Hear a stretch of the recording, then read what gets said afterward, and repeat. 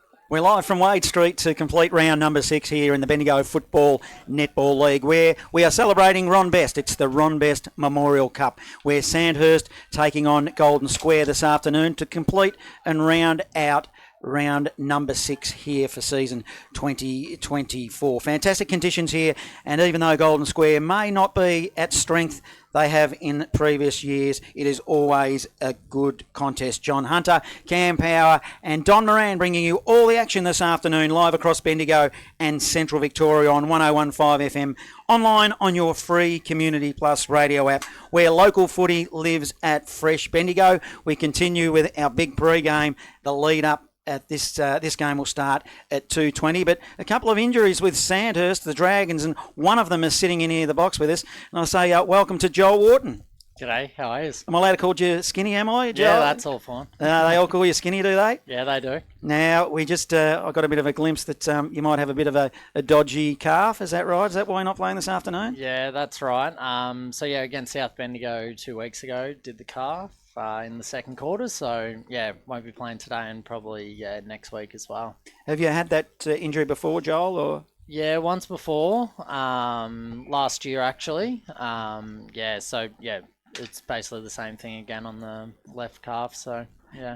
You've been around a while now. I suppose you're getting to that age where that's going to occur. But apart from a couple of little niggling injuries, you seem to be in pretty good form. You're still enjoying playing footy at this level? Yeah, loving it. Yeah, started off the year pretty well, and I was happy with my form. So a little bit annoying to get the injury now, but I guess that's a part of footy, I guess.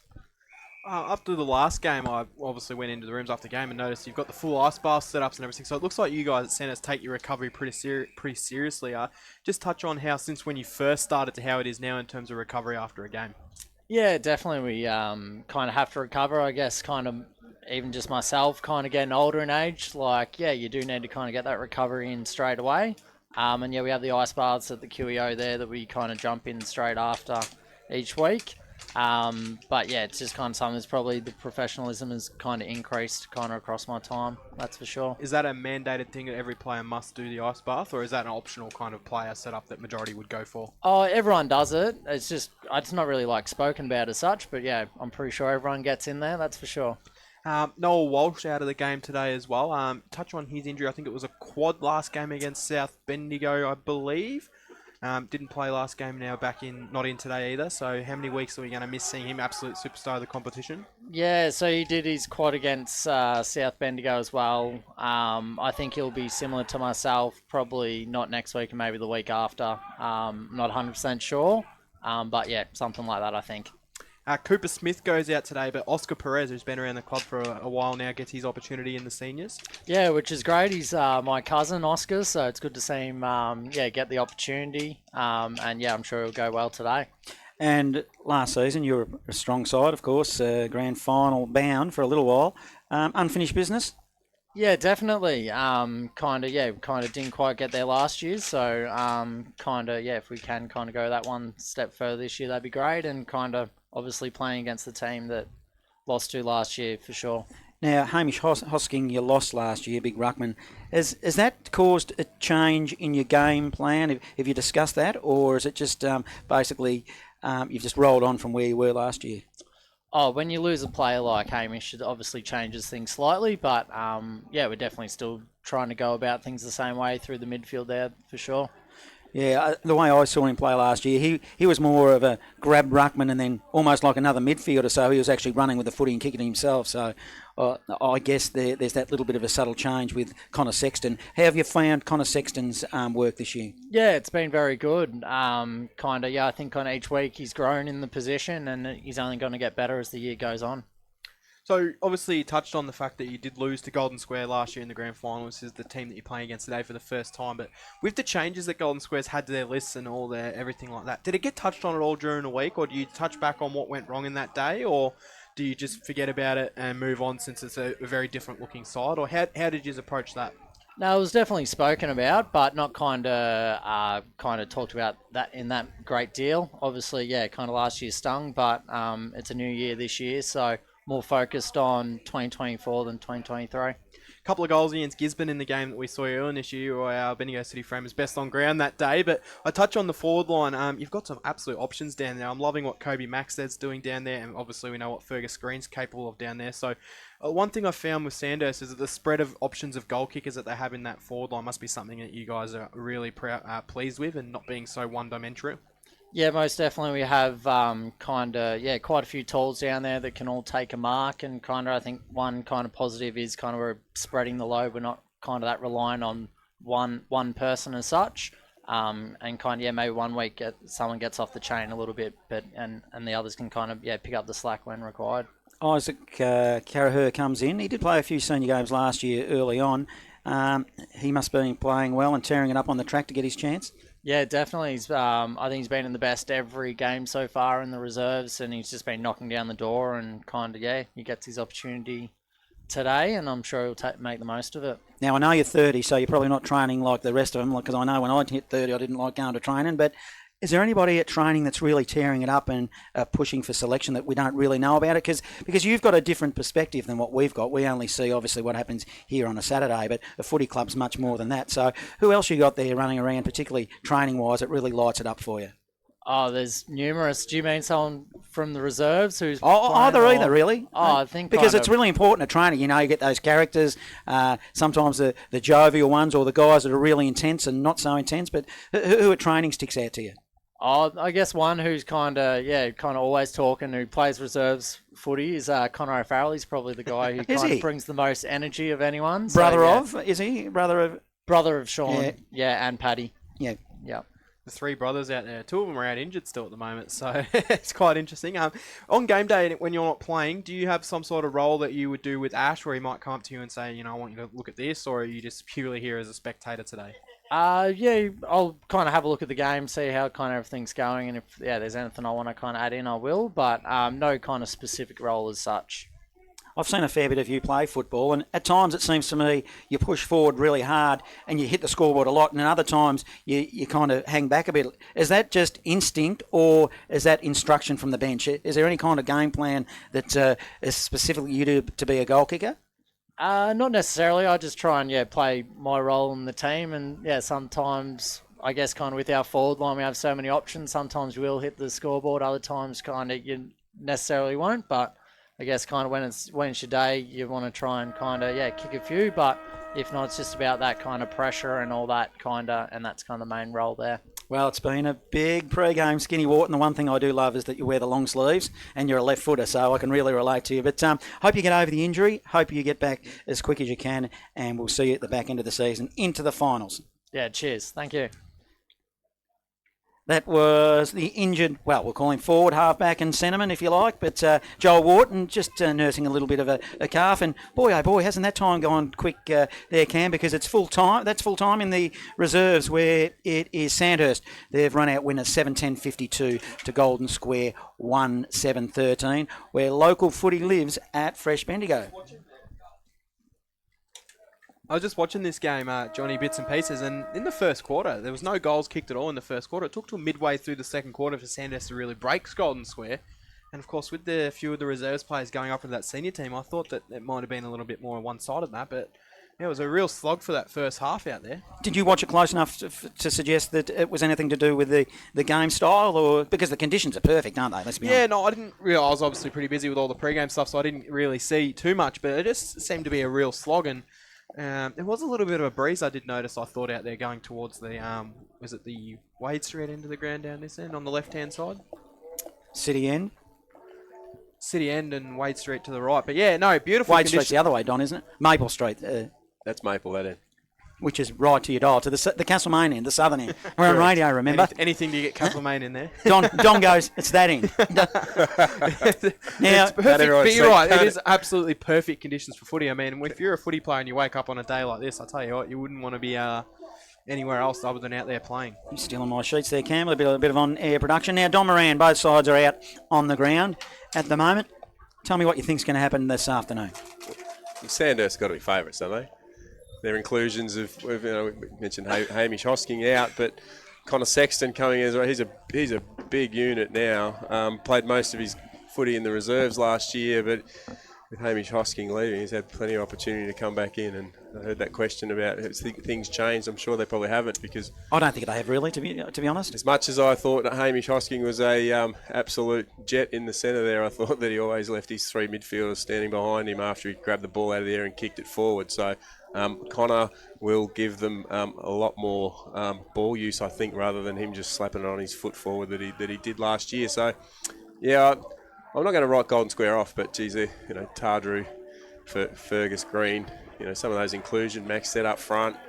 You got Bryce Curnow being named as a interchange every week, and whether he's playing that, because I haven't seen him play this year. But they're a quality side across the ground. Gizzy pushed them. So, but that was at the QEO, so it'll be interesting to see when that flips about.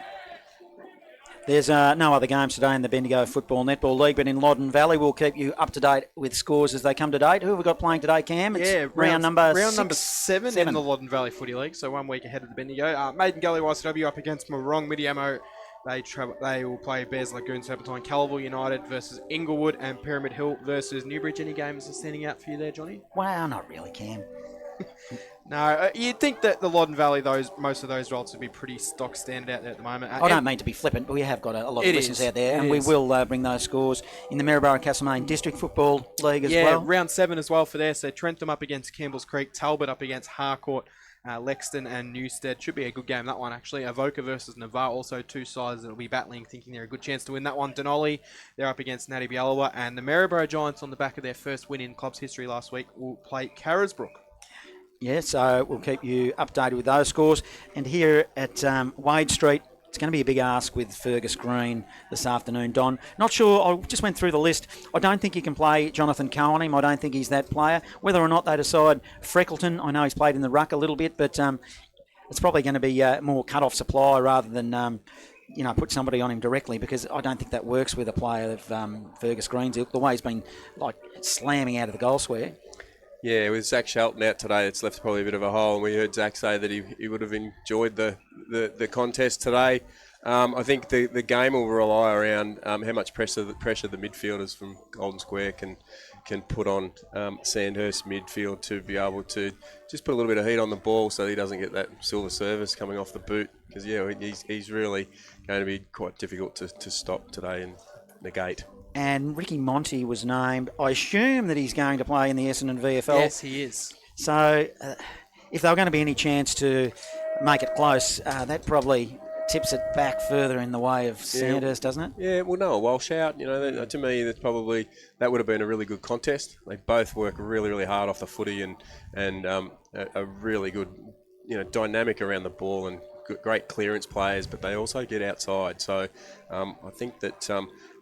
that's probably nullified both those roles today. So, I'd be interesting to see how the mids go. Yeah. But if Golden Square can bring that pressure around the mids and shut that service off to Sandhurst's forwards, we're probably up for a good game. I did notice this morning Essendon VFL posted that Ricky Monting was playing for that side, so he gets an opportunity at the MCG today in the pre-game to the Dreamtime game tonight. Round 8 of the Heathcote District Footing. What an exciting league this has been. It's LBU, Lockington against North Bendigo, Mount Pleasant taking on Elmore Huntley. They're up against Leachville Gumbau, and White Hills up against Heathcote. That promises to be a mouth-watering matchup, that one, Johnny. It does, where the toss has just been undertaken here, and Tardrew wins the toss, and he'll kick to the Bendigo City end in absolutely perfect conditions where local footy lives at Fresh Bendigo. There's a little bit of a breeze. The flags are fluttering a little bit there. That's a nice word, isn't it, Cam?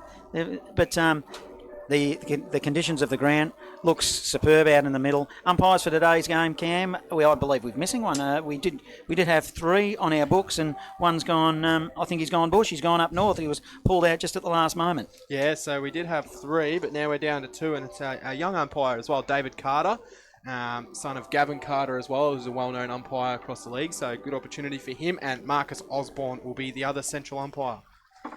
And Wayne Ford, who's goal umpiring, asked me to give him a shout out as well. So good luck waving the flags to Wayne Ford. Now, I think this game is going to go the way of Sandhurst. I'm tipping Sandhurst by 6 goals, Don. That much of a margin? I think so. And I'm actually being conservative. I fear. I hope I'm wrong, Don. Yeah, I think it'll be convincing. But yeah, I did say cricket score last time. That remember South Bendigo and Sandhurst, and that eventuated in the first 5 minutes. But no, might be a lot closer than people think. But what are you going with? Give us a margin. Tough, probably fairly similar. It's like anything. Sit on the fence. But yeah, I think that it'll all come down to the service of the forwards and how they can shut Sandhurst forwards down. So, but up front, Golden Square have got plenty of opportunities to score. It'll be interesting whether Tom Stross plays forward today. He's a lively like, and having in. Joel Brett will be up front as well, so it'll be. No, he won't. He's not going to play up front. Joel Brett. Oh, sorry. Yeah, wrong Joel. Wrong Joel. Joel Hunter. You're a long lost one. Who am I looking for here? We're talking about him off air. I'm trying to find his name. I'm on fire here. Oh, Joel Brett. Kai Daniels. He might give him a bit of a handful just in regards to... Well, it sounds like Joel Brett, doesn't it? Yeah, very, very similar. I tell you what, you won't miss Kai Daniels, though, with those bright pink boots he's got what going I was thinking. On. Him and Jack Stewart in that forward line. What do you reckon, Cam? I'm just more worried about how bright those boots of Kai Daniels are. What do you think of those? Well, it's usually good when they've got all different coloured blue boots, but most of the Golden Square ones have got blue on, so... that's... Can't tell where the socks start and the boots finish. Or on terms of the margin... A little bit of onset dementia on my behalf, I think. Going back to the past. Yeah. They'd love to have Joel Brett in that forward line nowadays still, I imagine. Yeah. I'm not disagreeing with you boys either, Johnny. I think Sandhurst will win this game relatively comfortably, and I'd be saying around about that 7 or 8 goal margin as well. Just about to get round 6, the completion of round 6 underway, where it is the Ron Best Memorial Cup. It is Golden Square at home against Sandhurst, where local footy lives at Fresh Bendigo. Here's Cam Power, the powerhouse. Umpire Marcus Osborne holds the ball up, and we're underway. Rayner got first hands to it. Rosengreen in the midfield up against Tarju. Ball spills to ground. Tarju fires out the handball wide. Harrison free. Sends it towards the grandstand side. In the hands of Palprat. A little bit of a risky handball back in board. Rosengreen almost called him Morecambe there, John, seeing that number 16. Oh, well, we may as well get them all in there, Don. So seeing the number 16 float around in there.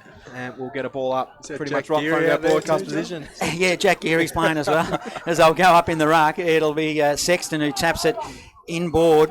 Turnover. Rosengreen gets on the end of one for the Dogs. Right in front of us, broadcast side, in front of the wing.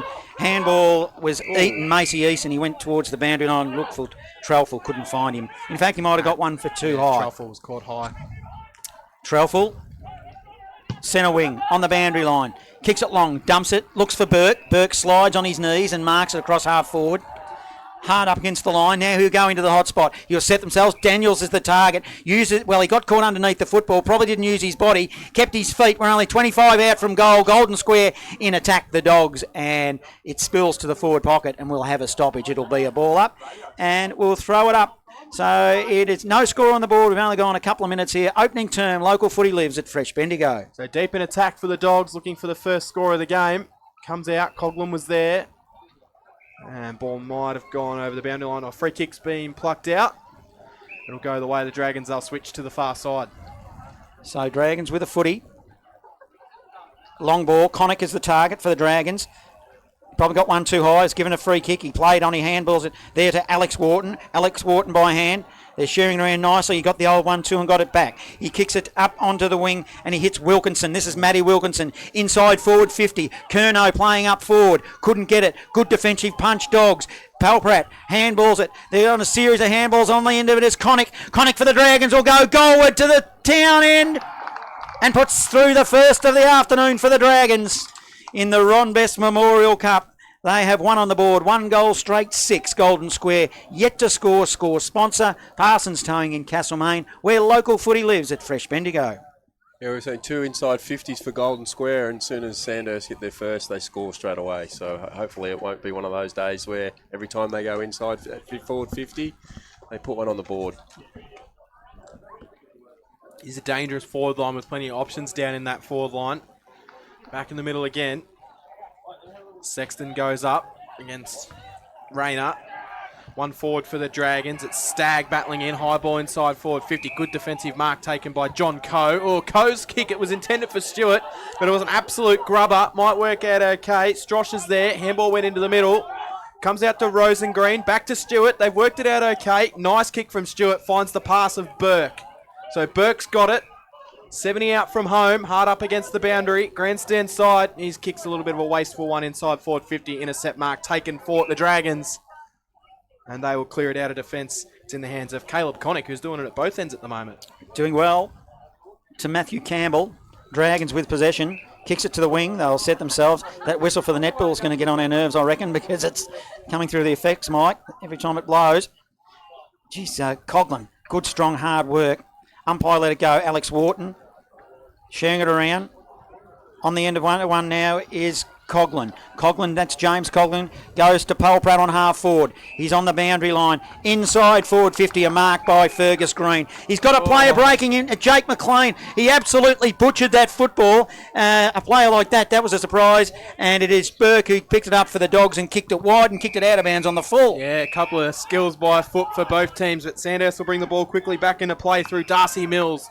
Mills' kick's nice. It finds its way onto the chest of Matty Wilkinson, who's 55 metres out from home. He'd take his best effort from here if he was to go back and kick this one, but he looks like he's going to fancy himself. Almost in line with the left-hand goalpost. Wilkinson comes in. Right on the paint of 50 when he releases the ball. It's going to go right to the line, and it is punched through for a minor score. So the Dragons get their second score of the game. It is 1-1-7, Golden Square yet to score. Local footy lives at Fresh Bendigo. Score sponsor JB Restumping.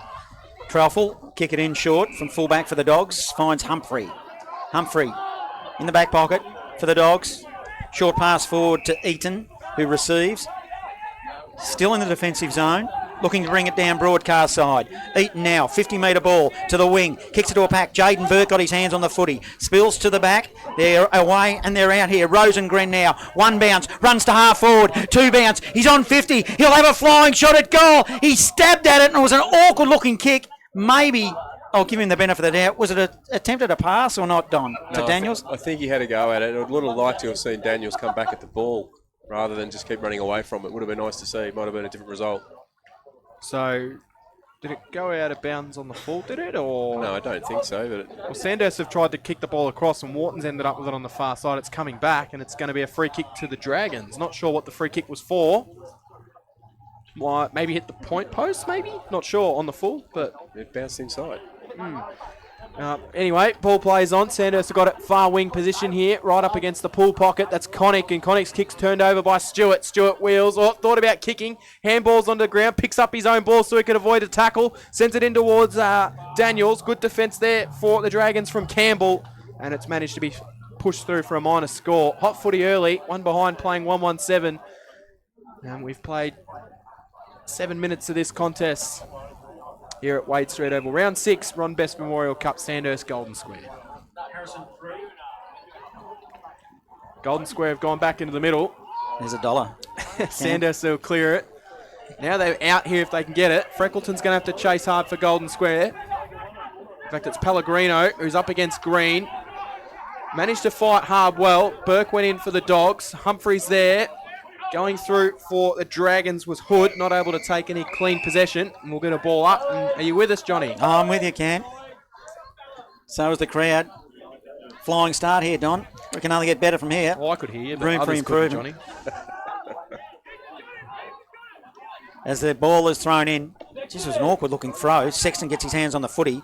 Intercepted by the Dogs by Eaton, getting his hands on the footy. Carraher nearly has his helmet ripped off. Surely that's a free kick. Or did he say he ducked into it? I don't know, but boy, oh boy. It's the Dragons, though. Emerging with the football on the end of a handball is Keating, goes goalward, minor score. So they'll go to 1-2-8. The Dragons, one behind Golden Square. Local footy lives at Fresh Bendigo. We've gone 7.5 opening term. Yeah, I think you're right. The umpire did give that signal, didn't he? The Jack Ginnivan's scenario, yeah? Yes. So Golden Square bring it in. They work it down the scoreboard wing. Gee, Jack Stewart's been busy early. He's on the end of this one. I don't care what they say, Don. That's a free kick. Another one of those players Surely. in the bright pink boots. Well, how Stewart. they didn't lose his feet? Like, could have slipped and then, yeah. They're lobster, Cam. He chips to Trelful. The colour I'm talking about. Trelful to Coe, and they're just holding possession. Coe's kick's a little bit dangerous, but Freckleton makes it look okay. So Freckleton's got it in defence for the Dogs. Again, they're going to switch. This is really good setup from Golden Square, and they've forced the turnover. Kerno managed to get in front of Trelful, knock it to ground. Kerno went through. Trelful had some assistance, and they're able to work it out of there, the Dogs. So it'll be Ireland. It's a one-on-one contest, but good strong mark. Might have been Burke on the outer side.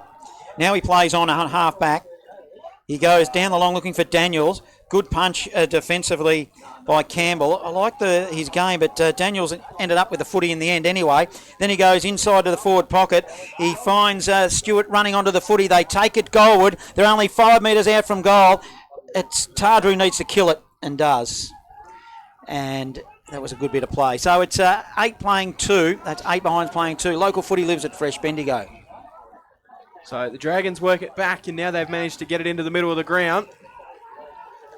In the hands of Keating. Keating's kick's a risky one through the middle, but it might work out okay. It was picked up cleanly by the Dragons there. That was Lockie Wright. His handball was a little bit astray, so Hurd gets it, fires it high inside forward 50 for the Dogs, but there's no one home for Golden Square, and the intercept mark will be taken by Lockie Hood. Short pass Tardru. The skipper receives. Short pass again Sexton. So he's across half back. Broadcast side again. Then he goes corridor, inboard, back inside the defensive arc. Tardru now. Plays on quickly. He'll kick it to the wing. They'll set themselves. Maxted, maybe a little push. Umpire let him get away with it. He turns and looks to go now. Long ball by Maxted. 1-on-1. Green's the target. Keeps his feet. He gave a little push, did he? Don't know if it was there, Don, but Xavier Carter gets one for the Dogs. I think it was. He did nudge him under the ball, so good positioning. So Carter in one long sleeve kicks to the other player in long sleeves, which is Trelful. Now they clear it up towards the wing here, right underneath the scoreboard where the boundary line wins out. We'll get it thrown in. Early stages of this one. It's been a hot footy though. Yeah, you're right. Jack Stewart's in everything at the moment, isn't he? Like salt and pepper. Just feels to me that Golden Square might just lack not having a key MSG. target in that forward line. Going up, Rayner, he won it down, battled in hard. Stagg went through, gave it to Tardru. Tardru to Hood. Hood gets it wide. Now the Dragons can go inside forward 50. It's Freckleton, who kind of kicked it while he was laying on the ground, almost Jackie Chan style. Bounces into the middle. Tardru, he was lurking. Firing through for Golden Square, unable to get any type of clean possession. We'll get a ball up. They're certainly hard at the footy, this Golden Square side. That was Barrett in there battling hard. They'll go in the ruck. Used his body well then was Maxted. Handballs it forward in the direction of Carraher at his ankles. Oh, nice little give. It was sharp to Tardru. Probably too severe, but Tardru was good enough. He picked it up and gave it to Jake McLean. 40 out. Goes around the body. Didn't look. It was an awkward ball. Good strong tackling in the forward zone by the Dragons through Perez, who came into the side this afternoon. They'll share it around now. Kerno gets on the end of one and puts it on the left boot and slams it home for their second. They worked hard there, the Dragons, but they got another one on the board. 2-2-14. The Dogs are 2 behind. We've gone an 11 and a half minutes opening term score. Sponsored JB Re-Stumping. Local footy lives at Fresh Bendigo. It was an ugly inside 50 kick from Jake McLean, wasn't it? But the forward pressure was terrific. The tackle, the turnover, and Bryce looked a bit awkward on the left, but it doesn't matter, does it, how it looks? It went through, and it's 6 points to Sandhurst. So we'll go back in the middle.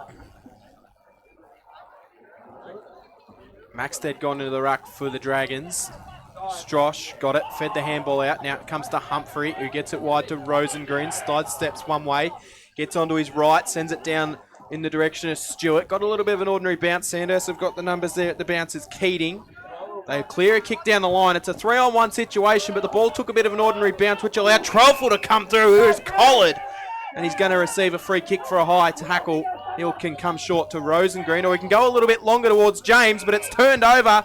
It's with Darcy Mills. Quickly plays on, gets it to Kerno. Kerno rides a bump as he takes the mark, sends the kick in the green direction. That is an absolute beautiful pass. Fergus Green on the lead. Kerno hit him perfectly, and he'll line up for goal. 25 metres out, not too much of an angle. Wasn't that a beautiful kick from Bryce Kerno? It was. You got to love the work of Darcy Mill coming off half back to intercept that ball. He hit that like a train, didn't Yeah, and in between two Golden Square players, and then we managed to hit Bryce, and there's that silver service right now, and Ferguson's got a shot on goal. So 15 metres in from the boundary, inside the netball forward pocket. Green comes in. It starts left, it stays left, and it's another minor score. So 2-3-15 the Dragons. 2 behinds are the Bulldogs. 13 minutes gone in the opening quarter. Look Footy lives at Fresh Bendigo score sponsor, Parsons Towing, Castlemaine. So the Dogs will bring it in through Trelfall. Oh, he's kicked it out. Oh, I thought it's gone out of bounds on the full to James. Brody James, defensive arc of 50. Just in front of the netball court. Kicks it on the left. To the wing. Stroshes the target. Set themselves. And I reckon he's claimed a juggling mark. Might have come off Maxted's hand, but they're pretty much a mark every day of the week. Oh, they had a collision. With the runner. With the runner, it was Hood for the Dragons. It allowed the release of the ball for the Dogs through Monty. This is Lachlan Monty. He'll go to the top of the goal square. Front and centre, Maxted did well. Campbell rather for the Dragons. Spreads it wide and ends up with Ireland. So Ireland then clears to Alex Wharton. Wharton can get and go.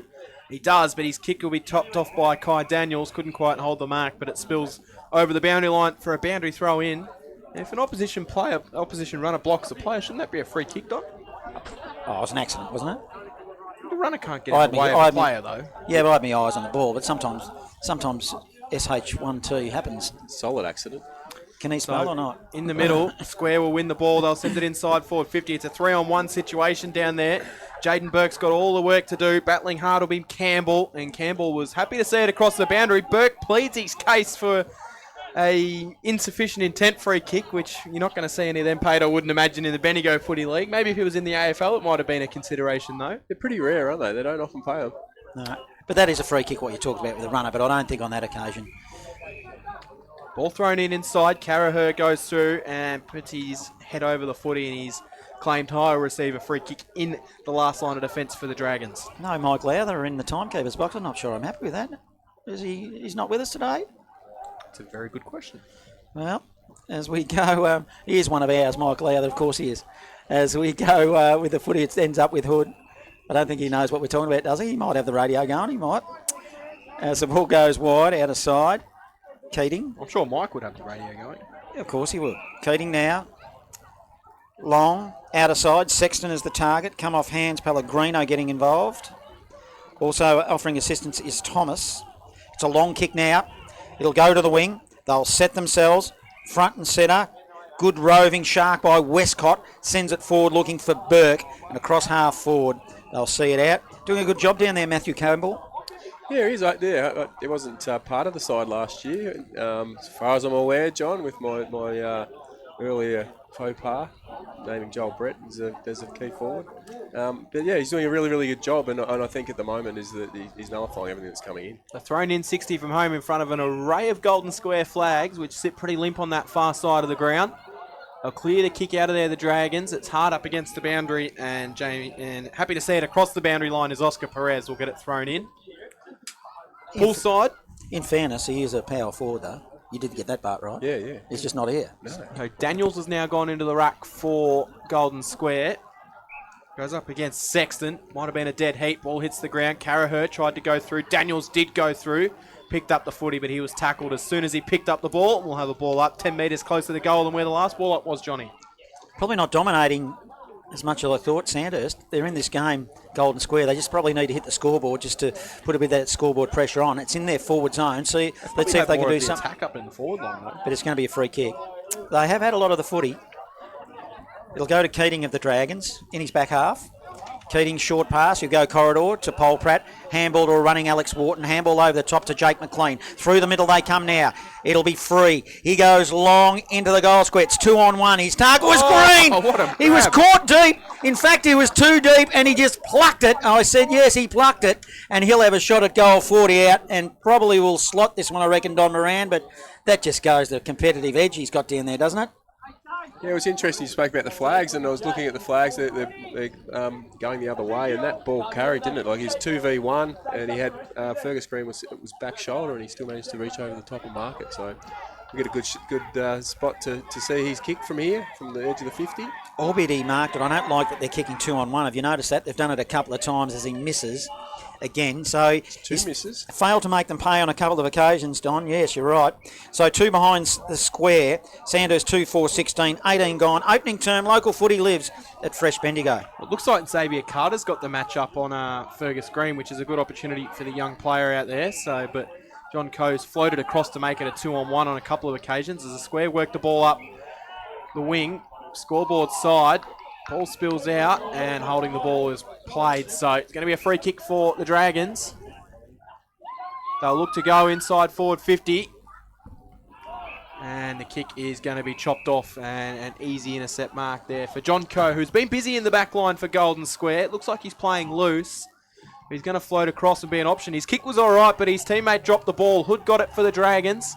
His kick was smothered, then went back through trying to battle. Comes out to Staggs. Staggs found himself in some space. 35 metres out. Goes goalward. Hits the point post. And that one will be out of bounds on the full. And we'll get a free kick to the Dogs on the last line of defence in the netball side pocket. 15-point margin, Dragons. They lead this one. Carter. Dogs. Free kick. Dangerous kick.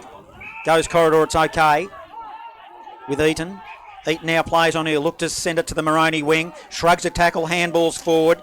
That's okay to Thomas. They're sharing it around. Over-possessing a little bit. They've got numbers, however. Westcott. That was okay. Trelful receives a handball. Then gets tackled. They'll cause a turnover here if they're not careful. They've got numbers, though. The Dogs did well, apart from the fact that it's all tied up. And across right half forward, it'll be ball up near the boundary line on the Maroney wing. 14-point margin. The Dogs trail, and we're in red time of this opening term. Young umpire Carter throws the ball up. Going to be one down. Trying to go through there was Trelful. Couldn't quite take the possession, but he's been quite busy early, Jack Trelful. Boundary umpire will throw the ball in. Now 80 out from home. If you're going to the left of your radio dial, which is the end the Dragons are attacking to. Dragons try and win the clearance. Handball was turned over. It's taken by Holt. But it spills out. Now the Dragons get some space through Tarju. Tarju's kick bounced nicely in front of Fergus Green. Green on the right, snaps around his body and kicks the goal. A nice pick up from Fergus Green. 30 out. Nice snap, puts it through. Dragons have got 3 and they just skip out to a 20-point lead. Doesn't really feel like they're 20 points in front at the moment, but they're playing some good footy. 3-4-22, Golden Square, 2 behinds.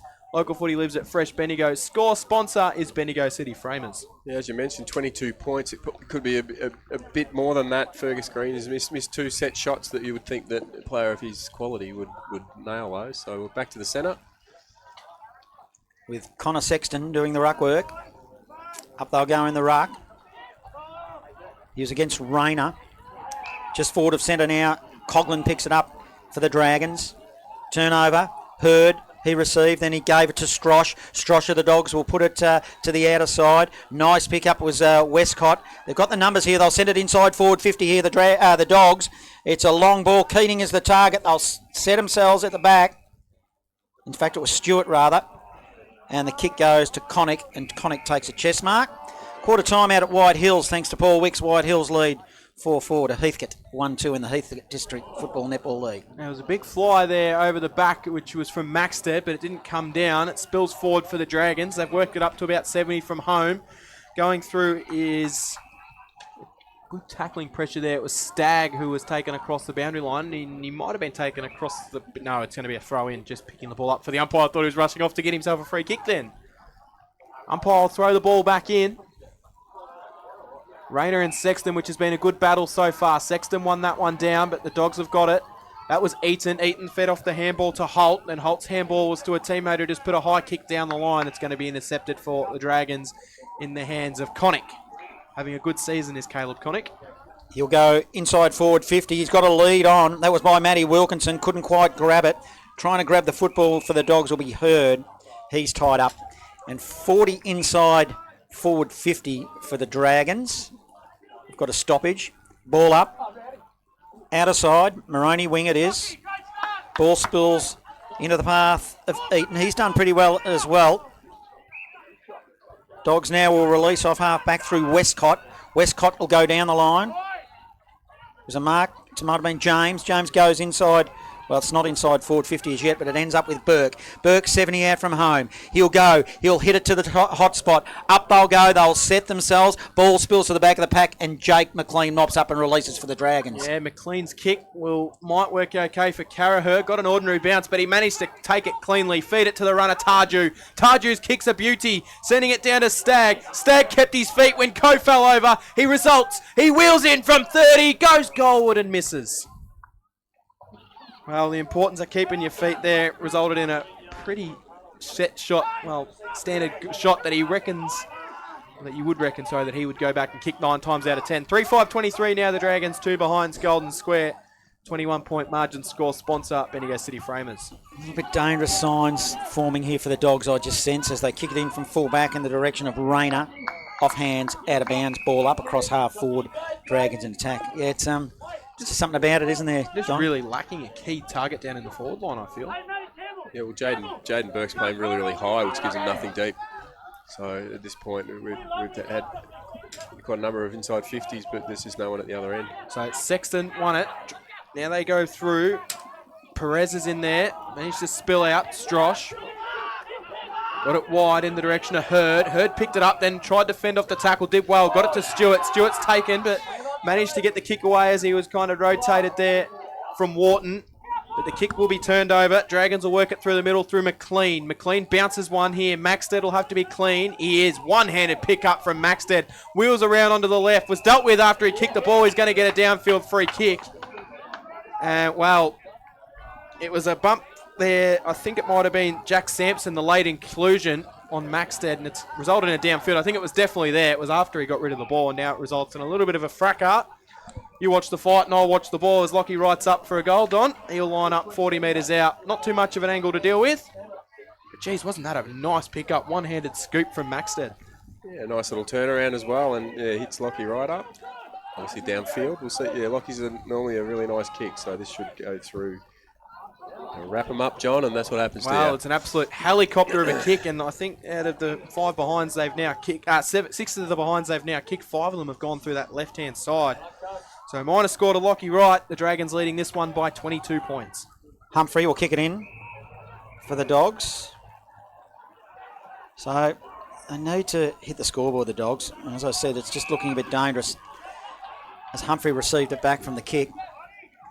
Just steps around. Now we kick it long for the Dogs. Beyond 50, broadcast side. Spills to the back of the pack. Sharking the footy there was Stewart. Kicked it to the wing looking for Burke. Comes off hands. Him and Ruff just roughing it up a little bit. Pardon the pun. As we'll have a ball in it. It's a 22-point margin, Dragons lead. Right in front of our broadcast position. You couldn't ask for a better spot to call the footy from here. It'll be thrown in. Well, both ruckmen, it went over the head, so Stagg jumped out of the way so he didn't touch it before it bounced, and now they'll battle through. Connick's in there. Will work hard. Caleb Connick, clean pick up below his legs, will be tackled as he kicked. Tarju goes up, ball one, he went about 2 metres, and he's tackled as soon as he received the ball from Dylan Hurd, ball up. Yeah, when you look forward, Kai Daniels is playing high as well, so I'm not sure who they've put deep. It looks like Jordan. Rosengreen, but Rosengreen have been good battling through the middle. Eaton couldn't take clean possession. Worked out to Tarju, who's been in everything. Feeds the handball to Hood. Hood's kick to Curnow. Curnow gives it back to Hood. Then he has to step around Freckleton on the mark. Does it well. Sends it in the direction of the forward 50, but the kick just didn't quite carry. Golden Square will have the numbers. They should be able to work this one out. Pellegrino. Ooh, handball wasn't great. Ball spills to the ground, and we'll have a ball up deep inside the forward pocket, which is the netball side forward pocket here at Wade Street Oval. We are approaching quarter time. It's the Dragons leading this one by 22 points. Score sponsor is Jason Westcott Builder. Up they'll go in the ruck now. Spills towards the boundary line.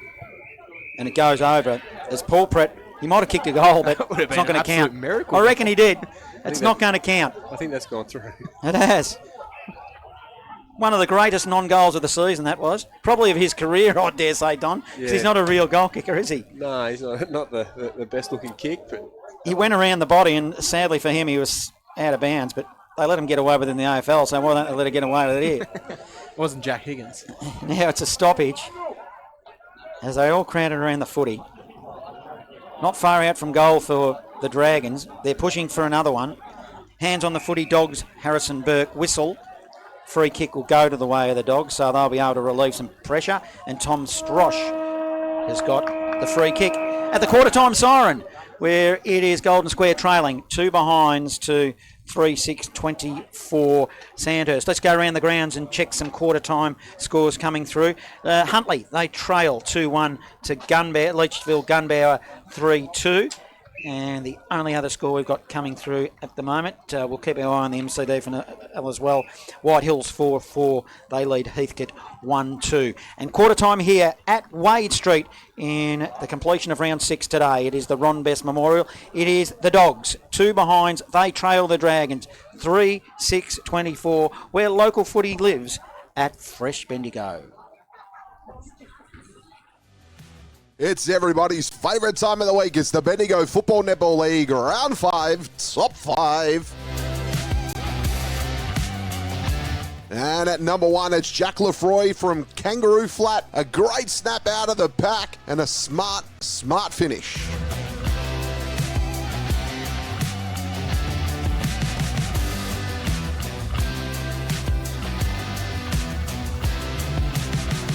Number 2, it's Kyle Simons from Kangaroo Flat. In the right place at the right time. Ball fell in his lap and he finishes smartly.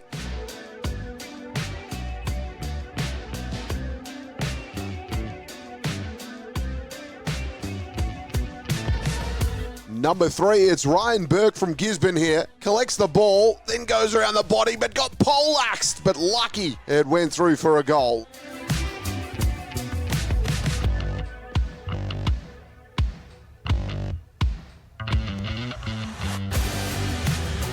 Number 4, it's Lachlan Gill from Strathfield Say. Smothered kick there, got it, had to think quick and put it through the sticks.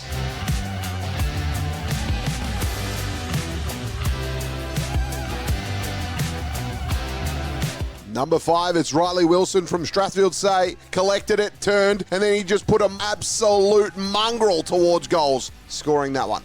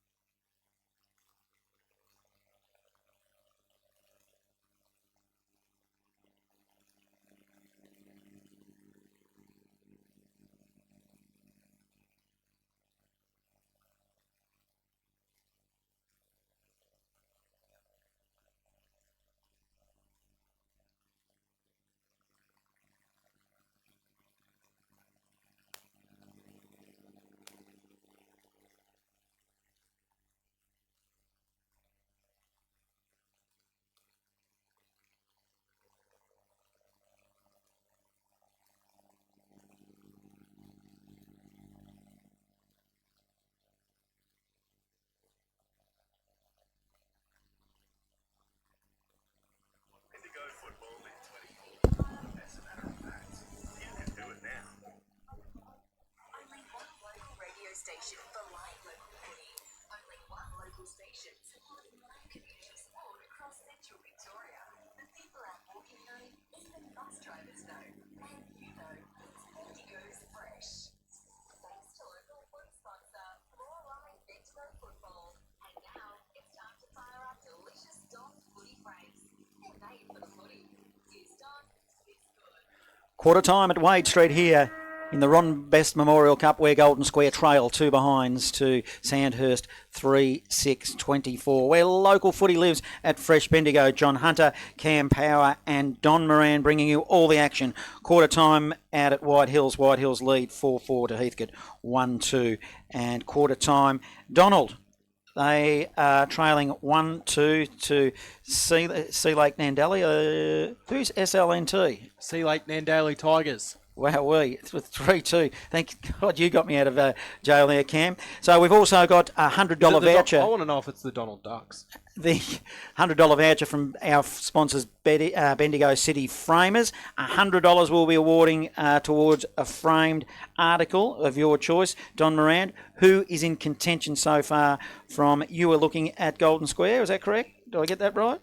No, that's 2 weeks in a row now. I was having a look at Sandhurst, but that's okay. No, you were having a look at Sandhurst. Yeah, give me Sandhurst. Yeah, correct. Well, I didn't want to give you Golden Square because you might call Joel Brett, who's not playing. That's why you moved me off it. Yeah, that's fair enough. I'm with you on that.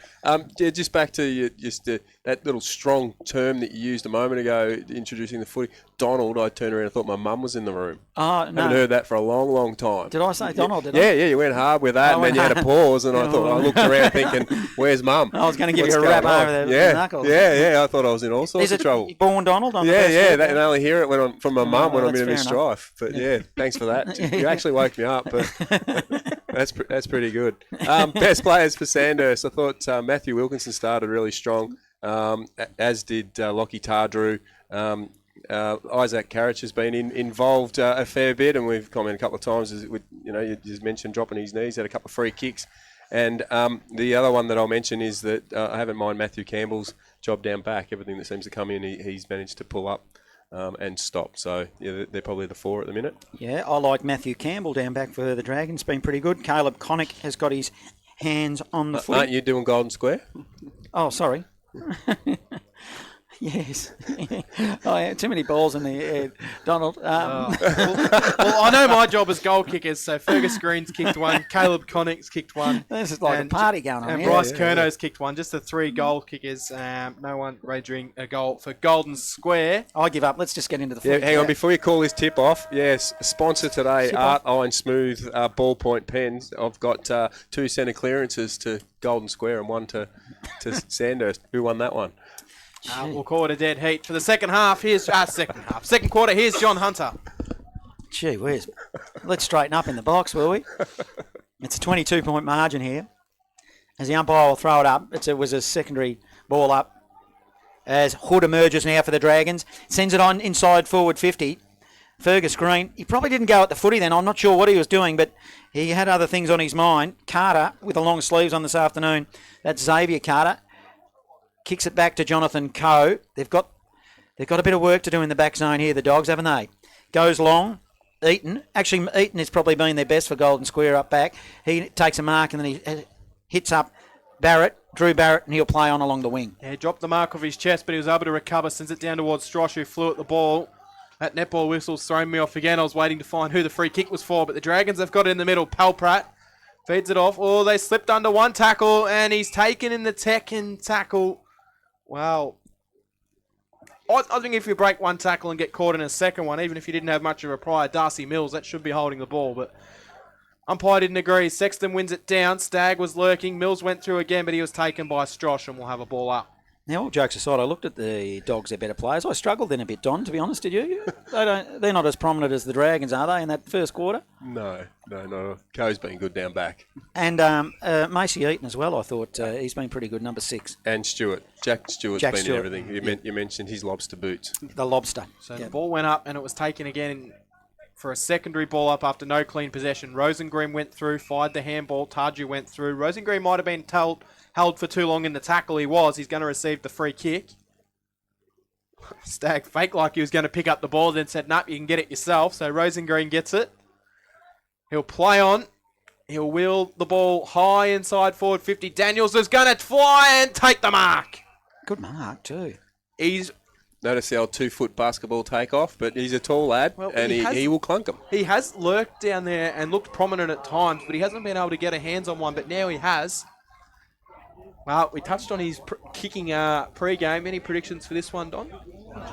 Yeah, a couple of he's had already that looked actually quite good, but let's see the set shot. This is his first set shot.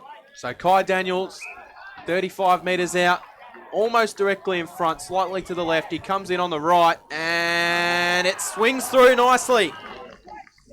Well, he passes his first set shot with flying colours, and the Bulldogs get the first goal of the second half.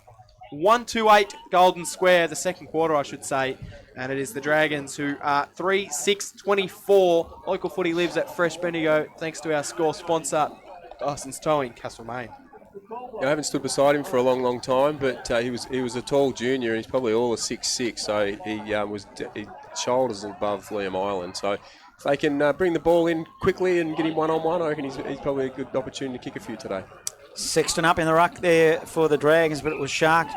Dogs did well. Kick it inside forward 50 through Rosengren, who's been okay. Goes to half forward, but it'll be rebound now by Isaac Ruff of the Dragons. Sends it to half forward. Swooped on it by Eaton. Hurried handball. Shared around nicely here. The Dogs off the back half through Rosengren received. Kicks it to Stewart. Stewart marks on the wing. Then he turns and goes. Looks to come inboard. Needs to be careful. Handball it to space. No one into particular. And the closest player from a Dogs perspective and got collared was Rosengren. He had two behind him, and we'll have a ball up. A little bit on there, isn't it? Oh, was there? The bit going on? Yeah. Yeah, it looked like Hood and James were just saying hello to each other then as the ball spills forward. Wharton, who's been good for the Dragons, managed to fire out a handball. Hood, he's been everywhere at the moment. Steps his way through traffic nicely, then sends the kick down the line. Flight from Connick, couldn't quite get there. In fact, it might have been Lockie Wright. It's in the hands of James now, trying to go through with Strosh, couldn't take any clean possession. Tarju got it to Carragher, then to Curnow, then he got it over the top to the run of Wright. Wright will steam inside forward 50, kick looking for Green, wasn't great. And the Dogs should be able to work this one out. The handball from Pellegrino to Johnny Coe. Coe will go long looking for Barrett, puts him under pressure. It'll be a turnover now. Dragons with a chance, spills to Curnow, gives a little bit of a dance, manages to tap it to a teammate in McLean. Short pass, it goes wide. Wilkinson was the target. Inside forward 50, Dogs under pressure, doing well.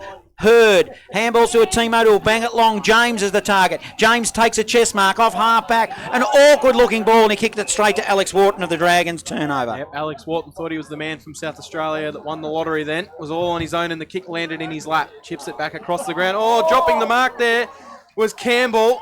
He might have time to recover. Daniels comes through and puts on the pressure. Burke gets him, fends off, sends it goalwards and drills it. Well, Matty Campbell dropped an absolute soda and Jaden Burke, he pounced and he gets the goal.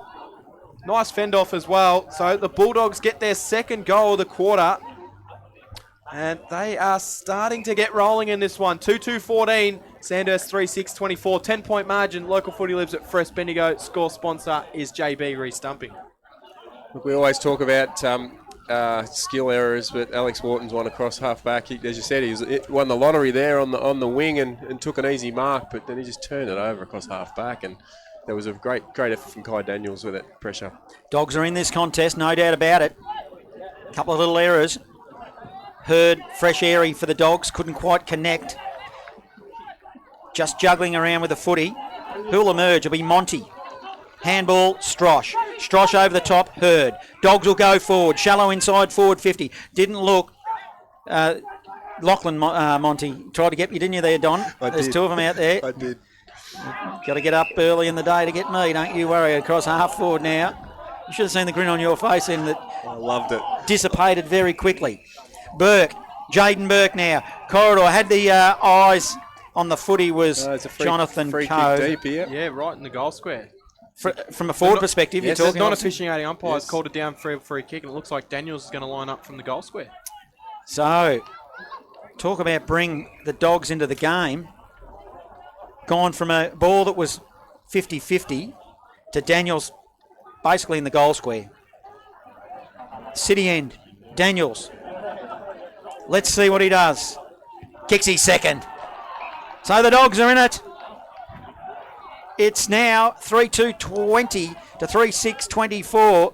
Early stages of this second term. Scoreboard sponsor JB Re-Stumping. Local footy lives at Fresh Bendigo. In the first quarter, there was, I think, the stat sheet showed, John, that there was 13 inside 50s for Sandhurst to kick 3 goals, and we've seen 3 inside 50s for Golden Square, and they've now drawn it back to 3 goals apiece. Want to buy in on that?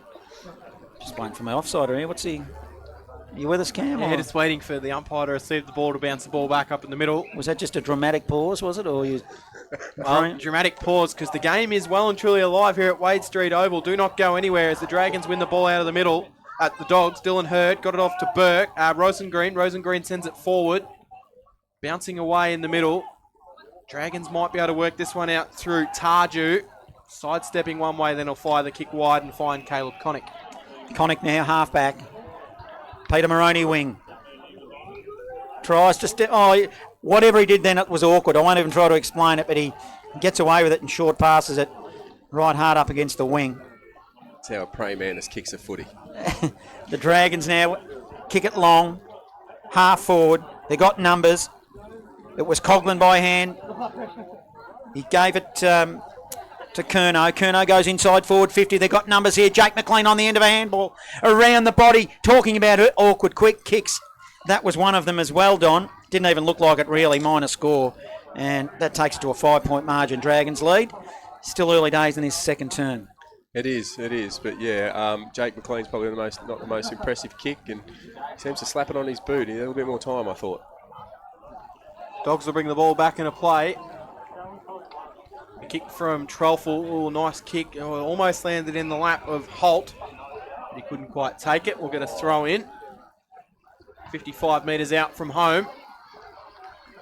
Dragons, they're probably just a little bit surprised at the moment. Golden Square played a really impressive 9 minutes. Sexton wins it down.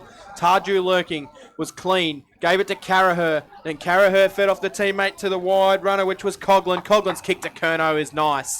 Curnow marks on his chest, 45 metres out from home, almost directly in front. Not too much of an angle to work with here for Bryce Curnow. He's not going to waste any time. He'll kick it from right on the paint of 50 when he releases the ball. Sends it goalwards. Well, he celebrates it and it goes straight through. Loves the celebration, loves the goal. The Dragons move to 4-7-31. Golden Square 3-2-20. They get one against the Tide. It's an 11-point margin. 10 minutes gone. Second quarter. Score sponsor, Bendigo City Framers. Local footy lives at Fresh Bendigo.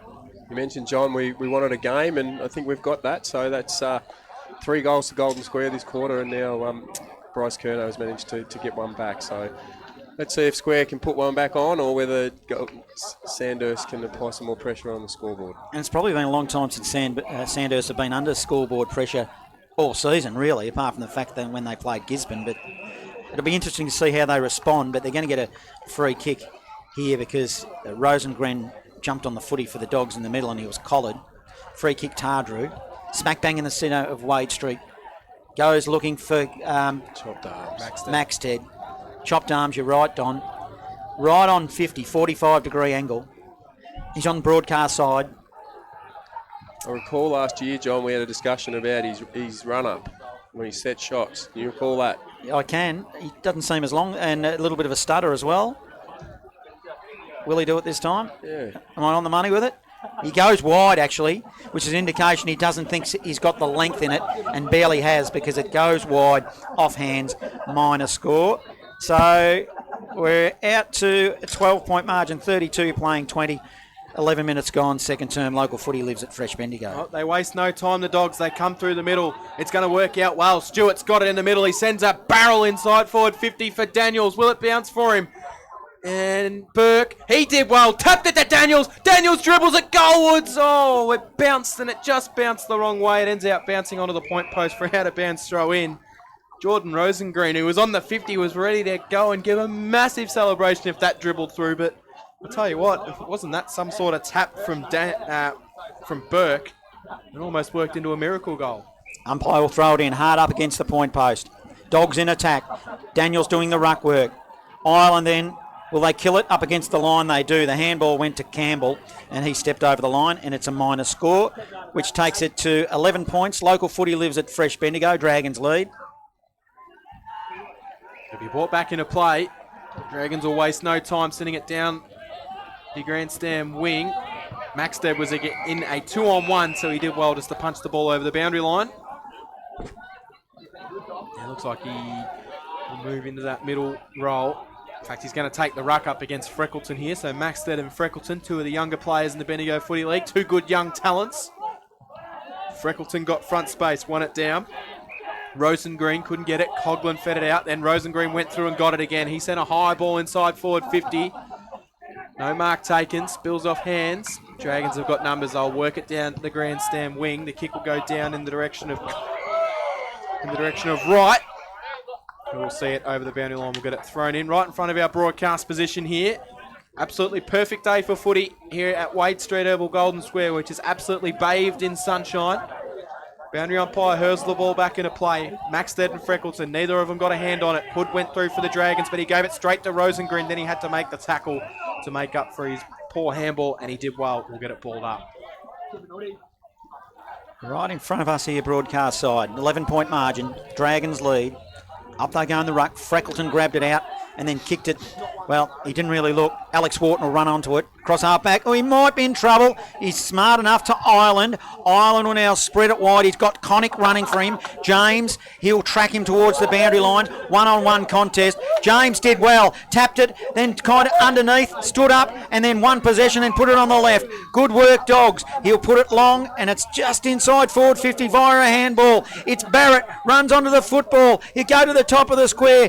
Good defensive punch there it was by Campbell. Doing well. Hood, Daniels, they're all getting in there involved. Might have got one too high then. It was Maxted.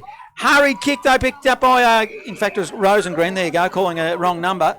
As the ball goes, did that go through for a score or was it marked on the line? On the last line of defence, and they'll clear it out the Dragons. Keating on the far wing will step over Rescue the boundary me, line Cam. with it, and we'll have a ball in. Take a deep breath and let's settle down. Good game of footy. Very good game of footy brewing here at Wade Street Oval. If you're at home listening along, stock up the fire, grab a coffee and sit in for what should be a cracking game. Daniels took it out of the ruck, accelerates away, goes goalwards. He has it from there, has he? No, bounced across the line. That's that basketball ability, the grab and take off. This is exciting, isn't he? He's powerful and on the ground and across the ground. He's so athletic.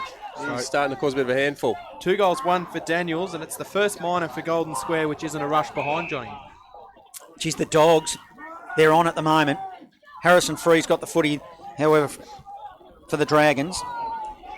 Perez received the kick. He's on his defensive arc of 50. Perez of the Dragons. Now he comes corridor. He'll send it into the middle. He's got Carraher. Good spot up. Went to play on. Umpire didn't agree. Now he does. He'll go long. Wilkinson runs onto the footy. Half forward. Dropped a mark he should have taken. Freckleton applied pressure. Did very well. They'll mop up here, the Dogs. Getting involved there was Hurd. To the back door. It was okay. He went to Carter. Carter kicked it and it's a turnover and he kicked it straight to Carraher of the Dragons. So Carraher's got it now. Centre wing position here, right in front of the interchange bench, which Lockie Tardew sits trying to get back on the ground. Stagg's got it, 50 from home off the short pass. He'll then send it into the pocket, but it's all Golden Square back there. Weren't able to take the mark, but they should have the numbers to clear it out of there. It'll come to Carter. High kick down the line. Strosh goes back with the courage, takes the mark well above his head. He chips into the middle and finds Burke. Burke's got it, thought about wheeling and going quickly, but he has absolutely nothing ahead of him. So he's forced to slow it down, and his kick was okay. Found its way into the hands of Westcott. Westcott's handball forward. Came out to Rosengreen. Rosengreen, he just bangs it inside forward 50, and it's going to work out. Coming in from the side and taking a nice mark, 15 metres out with not too much of an angle to deal with, will result in a shot for goal. Is it Barrett down there? Yeah, I reckon it's Barrett. It'll be Barrett who will line up for goal. Well, he snuck in on me. I didn't see him down there. I thought it was a bit of a panic kick inside the forward 50, and he managed to come from the side and take the mark. 15 out, not too much of an angle. Bring it back to a 4-point margin. Barrett comes in on the right, stabs at it, swinging ball. He celebrated it. Goal umpire said no, not a goal. Didn't look like a goal to my eyes. Minor score. 3-5-23, playing 4-8-32. A wasted opportunity. If Golden Square are to win this game, you just think they need to take those opportunities, Don. Local footy lives at Fresh Bendigo. Score sponsor, Jason Westcott Builder. Yeah, I'm liking the influence of number 4, Jordan Rosengren. He's getting plenty of the footy and giving them plenty of fire around the ball. So big body too, isn't he? Yeah, but he's just getting his hands on it, and I think that's probably been the key so far. Is that Golden Square are back in this because they're actually getting their hands on the football. So it's been a little bit of a difference from the first quarter. They need to convert, don't they? They get that scoreboard pressure. Harrison Free will kick it in for the Dragons. Plays on from fullback. runs his measure, sends it to the Peter Moroney wing. Long, Curnow was the target. Big punch from behind. Picked up by Coughlin. Coughlin to the Dragons. Hurried handball. It'll have resulted in a turnover. A double turnover, in fact. It ended up with Curnow. So a couple of errors. Dragons with possession. Wilkinson gave it by hand to a running Island. They're all getting involved here. Paul Pratt, he gave it there to Connick, who ran on. He'll send it long. Bouncing footy. Good defensive punch by Harrisonburg on the defensive line. Puts it through for a minor score. Good build-up, 10-point margin. 18 gone. Second term, local footy lives at Fresh Bendigo. Dogs will bring the ball back into play. Going to be Jack Trelful on the right. Goes down the Peter Moroney wing, which is the far side, but it's intercept mark Connick. Inside forward 50. Good ball from Connick and a good mark taken above his head is Lockie Wright, who will line up for goal. He's got one minor to his name today. Hasn't got a goal, and he'll line up 25 metres out, or 35 metres out. Slightly to the left of the goals. Pull side wing. But not too much of a breeze to play with. A row of golden square flags lay pretty limp on that far side. So Lockie Wright comes in. On the right, sends it goalwards. And I think he's put it through. He has. So goal, and for all Golden Square's hard work, the Dragons have just kicked away a little bit in the last 5 minutes. 5-9-39, 16-point margin. Golden Square 3-5-23. 20 minutes gone in the second quarter as we approach half-time. Local footy lives at Fresh Bendigo. Score sponsor, Parsons Towing, Castlemaine. There was a better effort that time from Lockie Wright. He flushed that, whereas that previous one was a little bit of a helicopter off the boot. So, yeah, now that's 2 in a row for Sandhurst. Oh, it's a whistle by the boundary umpire standing on the kick, I think. corner. So someone's encroached. It would have to be... I think it was Humphrey. Humphrey. So free kick, Sexton, the ruckman for the Dragons. This could hurt if it results in a major. Inside forward 50. Wilkinson, hands on the football. 48 from goal. Right as well in there. Whistle on play. Defensively, Dogs. They'll relieve. Free kick. And it'll be a long kick off halfback. Yeah, that kick came from Holt. Holt's kick found its way into the hands of a teammate on the far wing, which they chipped down the line. And good mark taken, and he might have got one for his trouble there. It was Westcott. Feeds off the handball to the run, which was Holt. Kick goes down the line and over the boundary line for a boundary throw in. So we'll get it thrown in almost directly underneath the scoreboard, far wing. That scoreboard reading the Dragons by 16 points in what has been a pretty good game of footy. And there's a lot more to play in this one. Rayner goes up, won it down nicely. It's taken away for Hurd. Hurd will then send it inside forward 50, but the Dragons have got numbers. Intercept mark will be Isaac Ruff. Ruff, short pass, hit Stagg on halfback. Shooing it around nicely, free on the end of a ball. Oh, he trips over. He might get collared here. And did. Causes a turnover. Picked off by Humphrey. Humphrey now. He's got Burke. Oh, it's a fingertipper. Couldn't quite get it. Probably an opportunity missed here as Ireland professionally puts it over the boundary line for the Dragons. And they'll be ruining that one too, Don, won't they? Oh, they were asking a lot of Jaden Burke then, but He nearly got it, didn't he? He nearly took that ball. The idea was there. It was Steve Smith in the slips. Dogs in attack. Up they go in the ruck. Rayner doing the ruck work. 35 out. They'll dive in after it. Thomas did well for the Dogs. Stoppage, ball up. Dogs in attack. They trail by 16. And we're into time on in this second term. Local footy lives at Fresh Bendigo. So throw in. Going through free. Unable to take any clean possession. Ball spills to ground. Mass pack of players around this one. And umpire letting him go, eventually crosses his arms and says, I'll ball it up inside the forward pocket. Netball side here. We'll get it thrown in. Balled up. Comes out. No clean possession taken. No prior opportunity. And we'll have another ball up. Just inside forward 50. Dragons and Bulldogs. Saturday afternoon, round 6. Ron Best Memorial Cup Day. Ball goes out and over the boundary line for a boundary throw in. So a little bit of a stalemate in the last minute. See if you can get us out of this one, Johnny. Let's see if we can get Golden Square a goal on the board, because they're just at arm's length at the moment. They just need a little bit of scoreboard pressure. They've been pretty good in this opening half, as we'll have another stoppage. Yeah, I'm with you. You'd like them to get one here just to bring it back, don't you? Really, they get this one now, they'll be within one. It's just Dragons just feel a little bit too comfortable because it hasn't got into single figures. Swooping on the football will be Mills of the Dragons. They need to be careful. Perez is in the area, as is Ireland. Rolling pack at the top of the square.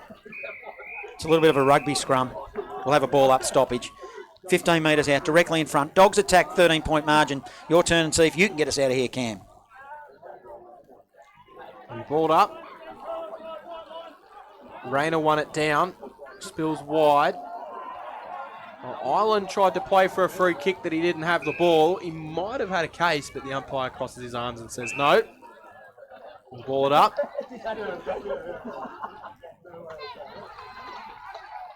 Ball goes up. Neither ruckman able to get hands on it. Might have looked like no ruckman nominated there, so the umpire just let the ball hit the ground. Looked a bit like that, didn't it? Why would they not try and attempt to get their hand on the ball? I suppose if you don't nominate, do you got to nominate in this competition? You do. For sure. But they're both standing within 3 metres of the umpire. This time Sexton won it down. Spills out wide.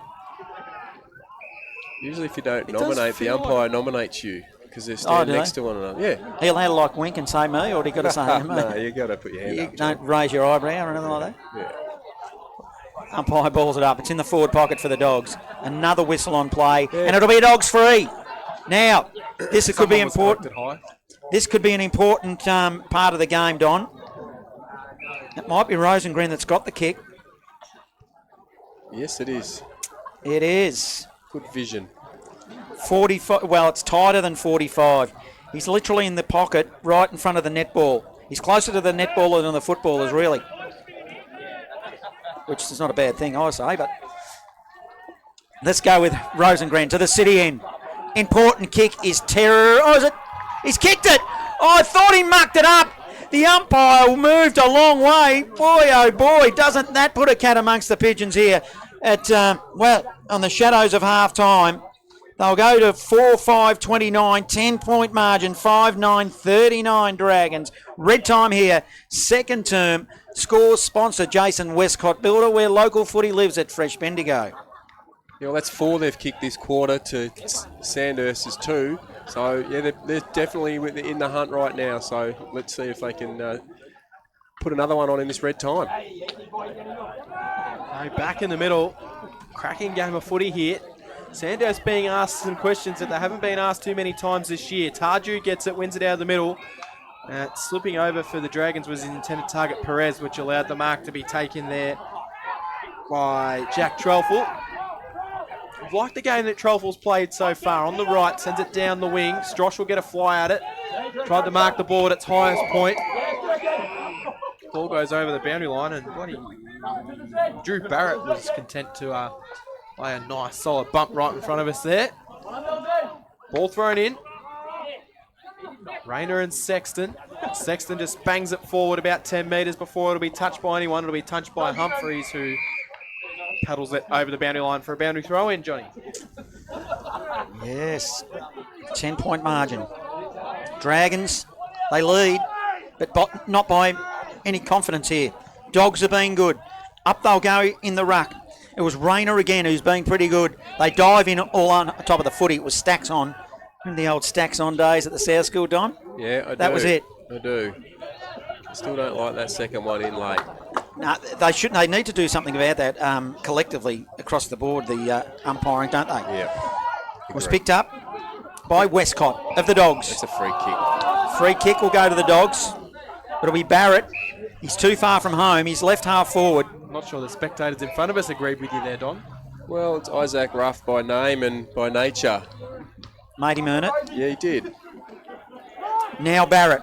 He'll go long. Inside forward 50. Looking for another one. Searching. Daniels got high. A lot of hands on the footy, but didn't quite get it. Good. It was probably overzealous tackle. It was on Stagg by Daniels.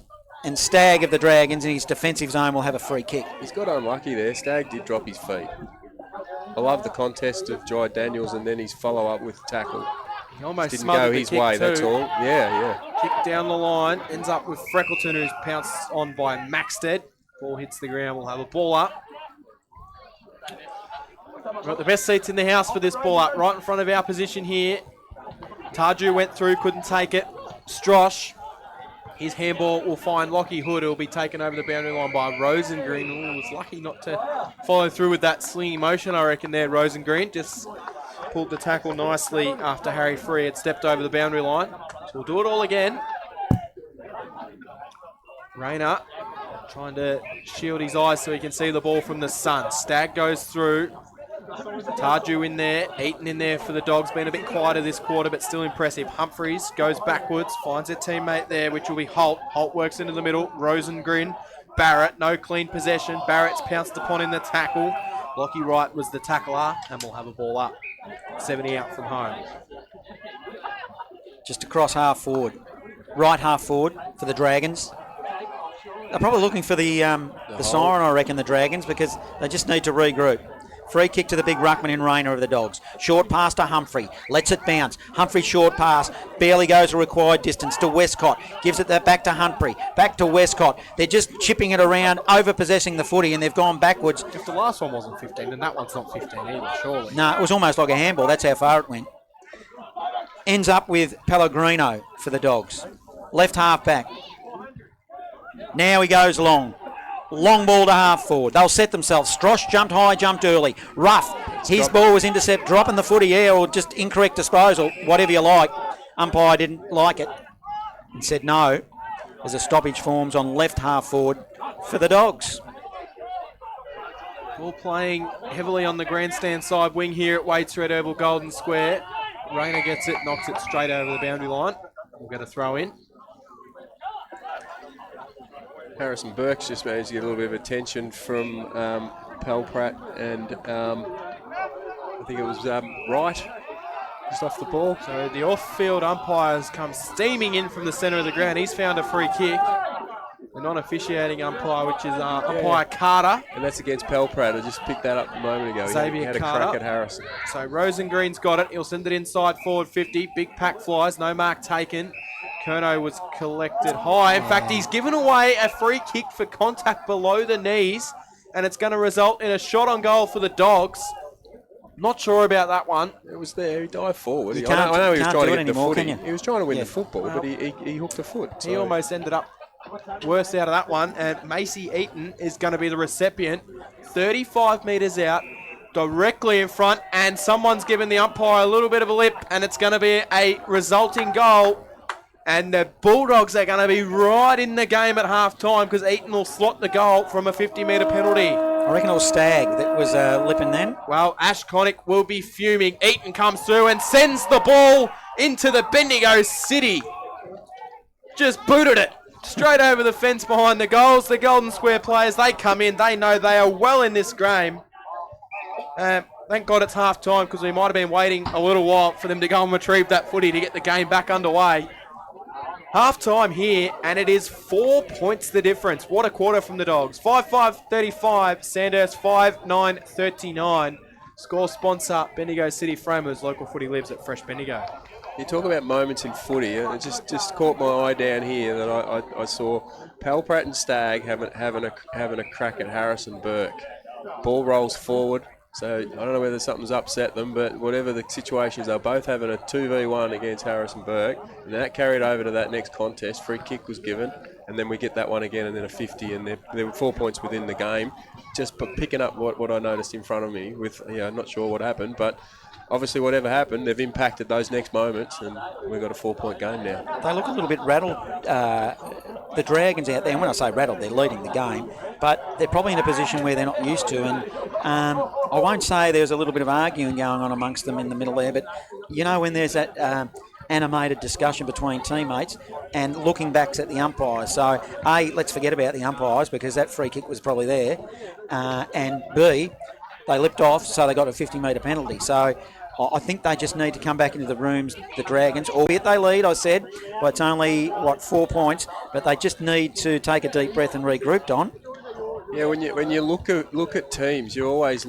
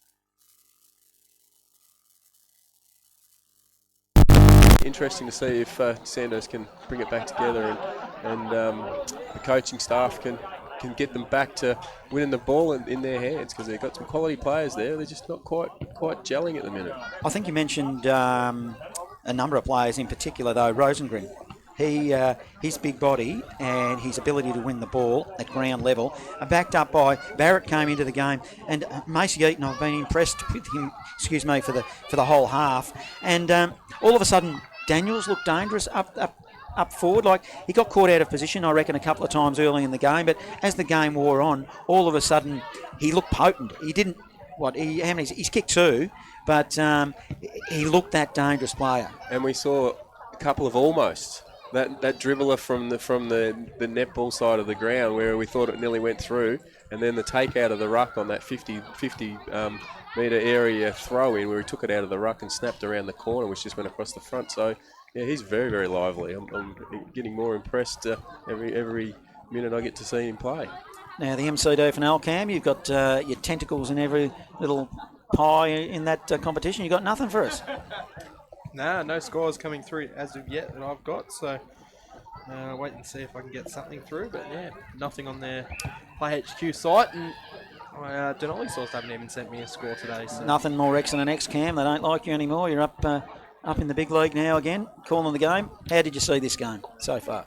Yeah, a lot better standard than the footy that I would have been playing if I was still playing, Johnny. Yeah, Golden Square, they're right in this game, and I feel like even though they're 4 points down, they go into the half probably the happier of the two sides at the moment. So I was a bit worried about in that first 10 minutes when Golden Square had chances going forward that they didn't really have a target in that forward line that was going to take the game apart. But Kai Daniels has come into the game absolutely superbly. He's kicked 2 goals, 1 on the day. I'm liking Jaden Burke floating back there, but I also think Rosengren, who's having a good effort in the midfield, has gone forward and looked dangerous as well. So starting to prove that they do have options down there. Well, they've had a 5-goal quarter. Yeah, footy is a tough game, but I do feel like the scoring end, which usually does occur here at Wade Street, is the city end of the ground, but there's no wind to speak of whatsoever, so I'm not sure if there's any scientific reason other than that just seems to be the way that the ball goes when they're going through the goals, John. Did he just make up a word then? Yeah, I think so. Scientifical. Scientifical. Very good, Cam. I like it when you make up words. Isn't that not a word? Scientific reason. But typical. Half time at Leachville Gunbower. They lead Huntley 3-2 to 2-1. Also half time at Donald. It is Donald. They trail 4-4 to Sea Lake Nandali Tigers. Thanks for educating me there on that one, Cam. But SLNT. look, don't go anywhere if you've tuned into this game, because Golden Square are here to play. It's the first time that Sandhurst, we've seen them challenged in a really positive manner for a long time. In the Ron Best Memorial Cup, it is Golden Square. They trail 5-5-39 to 5-9-39. We'll be back and we'll discuss this 35. Game further. 39? Did I say 35 to 39? 35. So it's a 4-point margin, Cam? 4-point margin. Thank you for getting your scientific brain onto that. Where local footy lives at Fresh Bendigo. That would be mathematical.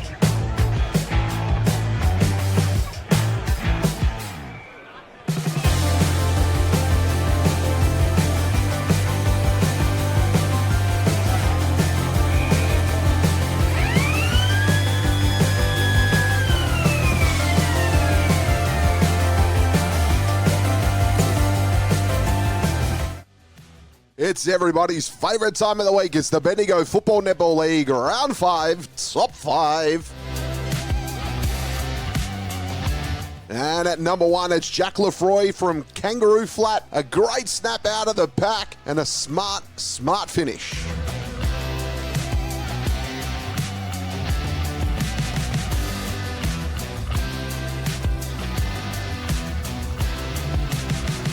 Number 2, it's Kyle Simons from Kangaroo Flat. In the right place at the right time. Ball fell in his lap and he finishes smartly.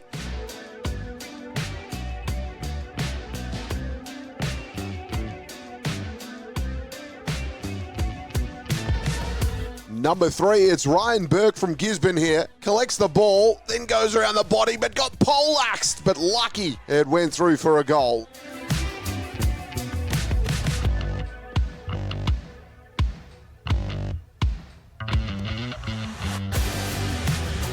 Number 4, it's Lachlan Gill from Strathfield Say. Smothered kick there, got it. I had to think quick and put it through the sticks.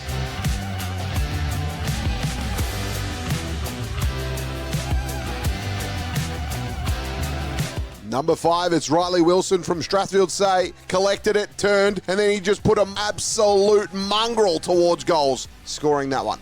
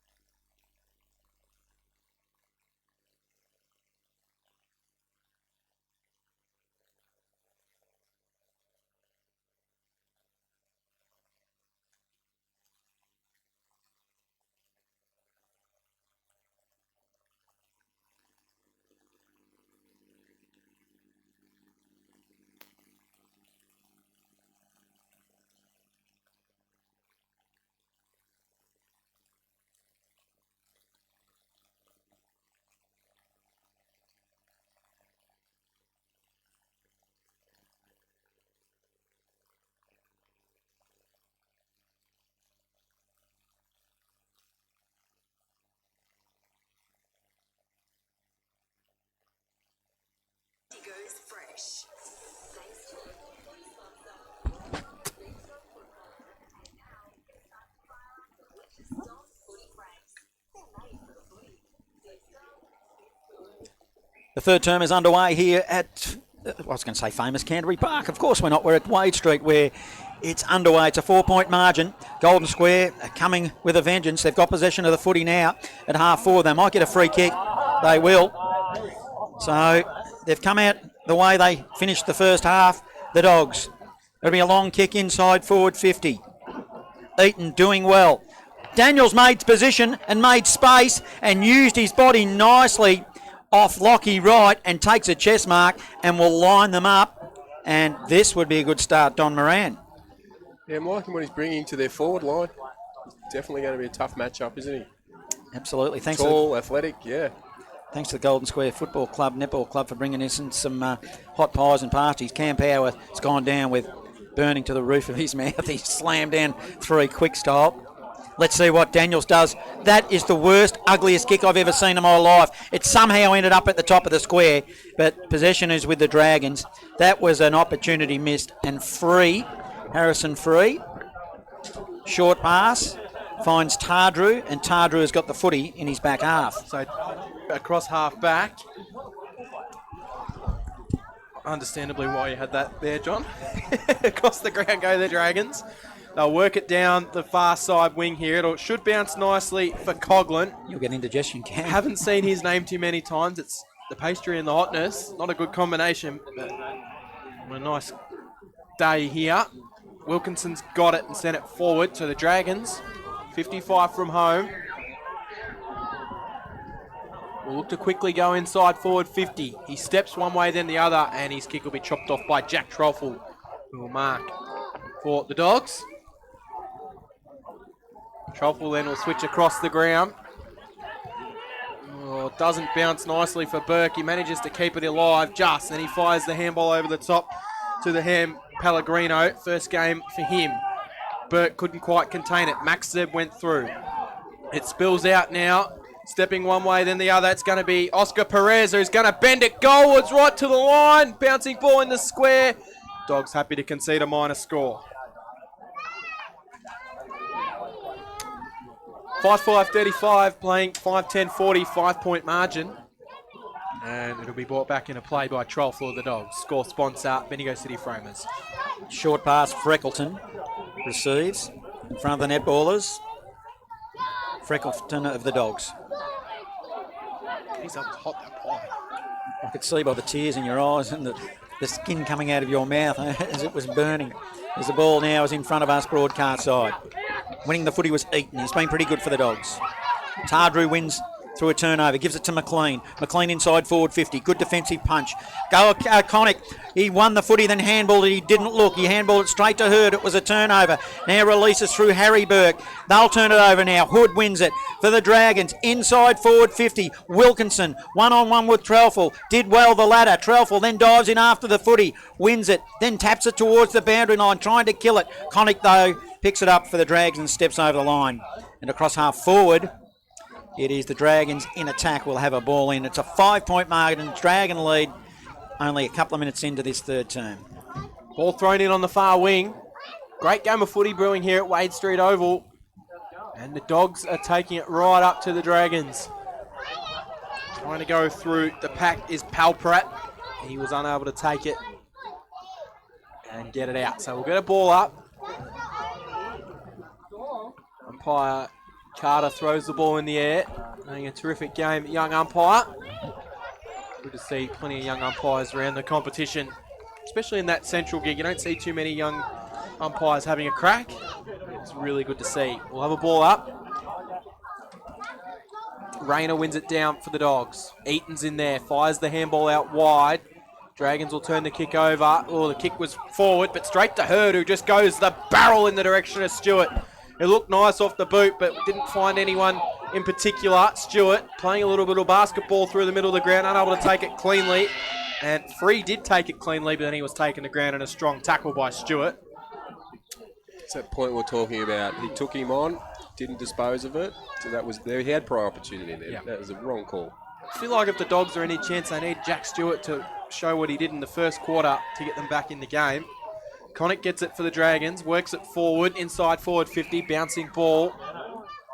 It's going to be with Johnny Coe. John Coe fires the handball out to Brody James, and James will clear the kick down the line in the direction of Strosh. Couldn't quite take the mark, spills off hands. Coughlin gets it, bangs it inside forward 50. It's going to land in the lap of a Sandhurst player, 25 metres out directly in front. Wilkinson. And Matty Wilkinson will go back. And luck's a fortune if your name's Matty Wilkinson.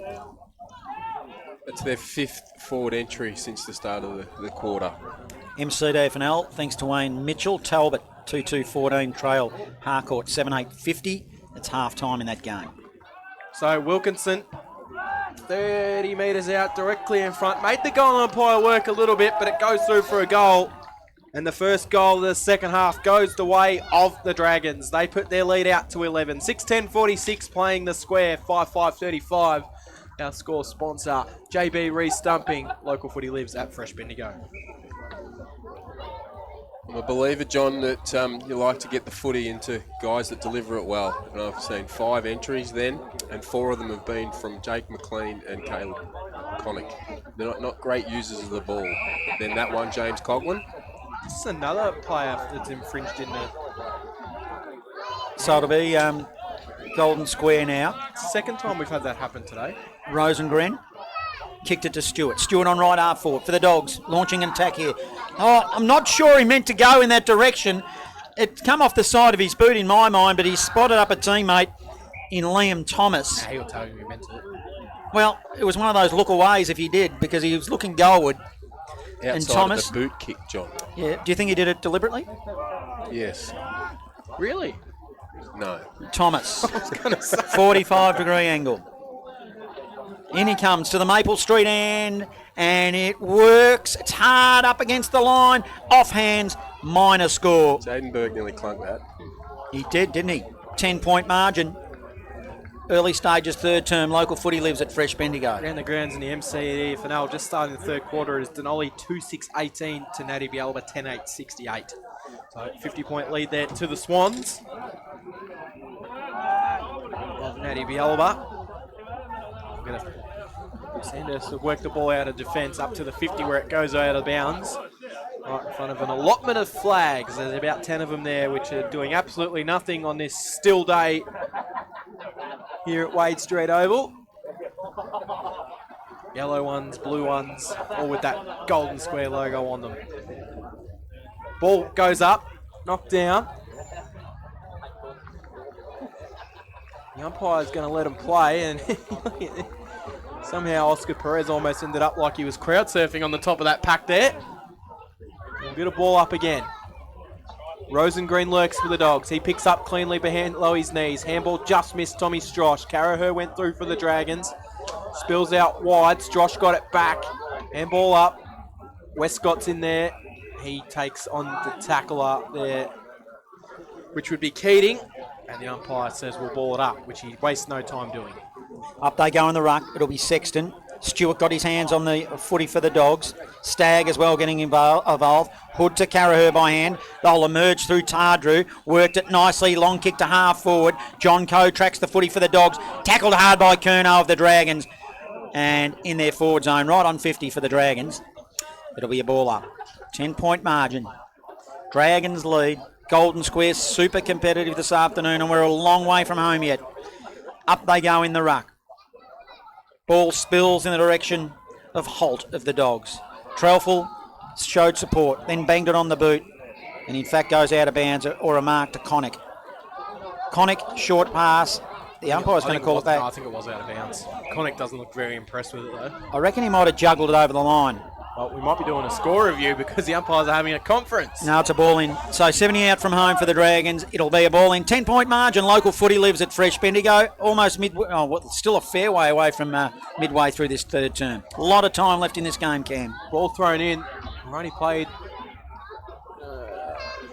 not a lot of time in this one. 10 minutes to be precise.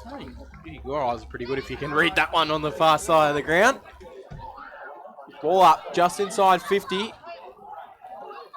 Dragons go through.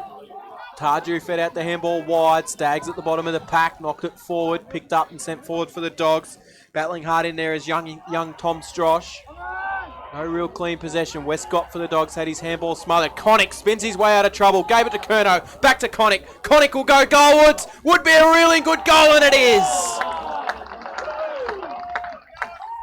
Caleb Connick kicks his second. The spin, the handball to Curnow, the get back was absolutely superb, and the Dragons just flexed their muscle a little bit. That lead out to 16 points. 7-10-52. The Dogs 5-6-36. 10.5 gone, third quarter. Score sponsor, Bendigo City Framers, where local footy lives at Fresh Bendigo. And Don, Caleb Connick, is he in with a chance of that award? Bendigo City Framers best on ground. He's been pretty good. Yeah, he was a bit quiet in the second. He had a good first quarter, and he started the third quarter in a simple vein. So, yeah, at the moment, he's definitely in the mix. Our sponsor, Bendigo City Framers, the $100 voucher going to the best player. We'll adjudge it not long after the completion of this game, as we'll have a secondary ball up. Stoppage, just fractionally forward of centre now for the Dragons. Long shadows forming here at Wade Street. Up they'll go in the ruck. No clear winner out of the middle. Stagg was strong in the tackle. Rosengren, he's strong in the hips then when he collected the footy, but just couldn't make space. And we'll have another ball up. 36 playing 52. Dragons lead. Local footy lives at Fresh Bendigo. Neither ruckman got hands on the ball, just hits the ground. And pack of players dive on top of that one. Nick Stagg was the first one on it, and then it was Stacks on top of him. Like children at a playground playing Stacks on. Not sure if you're allowed to play that anymore, but Macy Eaton grabbed the ball cleanly, spun his way out of trouble, fed it off to Rosengren. Rosengren's kick goes wide, hard up against the boundary line. And we'll get a boundary throw in. True centre wing position, grandstand side. Underneath the shadows here, underneath where the rest of the ground is covered in sunshine. Maxted up against Rayner. Again, no clear winner. Coughlin got it, sent it forward. Carraher had to jump over the much taller Truffle, but he did well. Spills to the ground. Maxted goes through. Trying to bustle through for the Dragons will be Wilkinson. And the umpire says we'll ball it up. 60 metres out from home. Dragons in attack. Left half forward. Tap over the top by Maxted, then he won it back. It fell into his arms and it goes on the outside of the boot to 50. Carraher was in the area. Perez taps it in front of him. Trollful shows some pressure for the Dogs. Diving in after the footy was Humphrey of the Dogs. And it's another one of those diving ones that you just can't do. Alex Wharton, free kick Dragons. Into a pocket, hard lead. Fergus Green, haven't called him for a long time in this game. Emerges. Is he still out there? Well, he's got the footy now. He marked it in front of his eyes. He come out like a train. And pretty tight angle. Young Xavier Carter's done a terrific job on him today. Fergus Green, son of a gun, to the city end. Twirls the ball between his hands. Slow, deliberate approach. In he comes. Just to steady it even further for the Dragons. Likes it off the boot and slams it through. Dragons, they're just starting to slip away here now. Good kick and a good goal. 8-10-58 Dragons. 5-6-36 the Dogs. Halfway through this third term, score sponsor Parsons Towing in Castlemaine, where local footy lives at Fresh Bendigo. It's two of those free kicks we've witnessed today, isn't it? That certainly is. Player diving, trying to take control of the ball and clip an ankle and below the knees. And yeah, the free kicks are definitely there. Hurts when it hits you on the scoreboard. Back in order we go. Rayner won it down, bounced at the feet of Rosengren, hits the ground, pack dive on hit, ball up. We'll do it all again. This time Maxted. He won the double fisted down to Coughlin, who was taken straight away by Rosengren. Both players probably thought they had a fair clunk of that footy. Try again for a third time to try and get it out of the centre. Maxted and Rayner again. Ball hits Coughlin, taken in the tackle, spills out wide. That netball whistle threw me off again. Ball hits the ground. We'll have another ball up. Just forward of centre for the Dragons. Kicking to the city end. Umpire will throw it up. Up they'll go in the ruck. Rayner has been pretty good this afternoon for the Dogs. Contested ball, smack bang in the middle. Rayner fumbled a ball he probably should have taken. Ball just squirts out in the direction of Paul Pratt. Jake McLean gets upended by Rosengren. Paul Pratt, good strong tackle on him in reply. And good footy all round from both sides. Good tough stuff. And right in front of us, broadcast side on the wing, we'll have a ball up stoppage. Speaking of netball, Sandhurst 37, Golden Square 14 over there. So all Sandhurst in the netball. Ball going out. Tarju picked it up. He was taken upon by Rosengreen, handballed it over the boundary line. And while if we're playing AFL, that is as deliberate as they come. Player tackle, just handballed it. No one in the vicinity, but it just doesn't get called in the local footy, does it, Don? No, it seems to be just not part of what they have put in their general rules. Well, it was clear as day. Coughlin gets it, feeds it out to Stagg. Stagg with the high ball forward towards Carraher. Sets and lets it bounce, and then he'll happily see that one over the boundary line, because as soon as he was about to take possession, he was about to be pounced upon by Trelfall at the top of 50. Three-quarter time out at White Hills. White Hills lead 14-9 to Heathcote 2-8. Thanks to Paul Wicks for the updates out there. Wheels are falling off at Heathcote this A little bit disappointing, according to Paul. Well, Heathcote were the big ravers at pre-season and just haven't delivered so far yet. Super tight league, that Heathcote league, though. Putrid, is that a word? That's the word he used. Rosengreen got it. Well, Burke went through, might have been trying to claim himself a high free kick, but he was tackled fairly, and we'll get a ball up on the second attempt. Unlike a word that Wixie would use. Well, he might add a few expletives around it. That means naughty words can, by the way. The ball is contested here in front of us. Stewart picks it up for the Dogs. On the left foot, kind of goes up the chimney. I'm not sure he tried to pick out Humphrey, but he was the recipient, so he'll take it. Humphrey now in the centre. Looks to the back door. He's got no one forward. Short pass. Hits up Holt. Holt, defensive side of the centre circle for the Dogs. He's got Rosengren if he wants him laterally. Ignores that and decides to go long. He's looking for his teammate Eaton. Used his body. The decision was he was unfairly pushed out. He was the one that instigated contact. I thought he did too, Don. He did, yes. Yeah, well. You heard the crowd reaction there as Macy Eaton's going to receive the free kick. He'll quickly go inside forward 50, right into where the players are all looking directly in the sun. And the Dragons will work it out through Wharton. Wharton to McLean. McLean back to Wharton. Wharton through the middle. Finds Curnow. Curnow gets and goes. Sends it wide. Will get the run. It's in the hands of Wilkinson. He played on and then he was taken in the tackle. Well, it had to be holding the ball, surely. It wasn't, because he just put it on the ground when he was tackled. Dogs will work it out, though. Trelfall will send it wide. He'll find a teammate underneath the scoreboard. And they will work it forward here. Might be Sampson. Goes long. Inside forward 50. No one home. Ireland by hand to right. Up to the wing. James Coughlin working it nicely. Keating goes to the wing. Now it's a long ball to go inside forward 50. Oh, one-hander! Fergus Green reached for the stars, grabbed it in by the right hand. Then he plays on, tight angle, goalward, and kicks a point. Oh, did everything right except for kick the goal. Excitement machine, 60 playing 36, Dragons lead. Third term, 16 and a half gone. Trelfall brings it back into play. Oh, dangerous kick for Humphrey. Hits the ground. There's 4 Dragons lurking, but it might work out okay. Hurd went through for the Dogs, fired it out. Palprat's in there. Rosengreen gets it. Just happy to see it out of there with the kick in the direction of Burke. Burke then punched it back into the middle. Maxted got it. Sent it out. It came... And Maxted's kick's gone out of bounds on the full. I couldn't see the boundary line right under our position here. It's going to be a free kick to Harry Burke. It was Isaac Ruff that gave him the handball.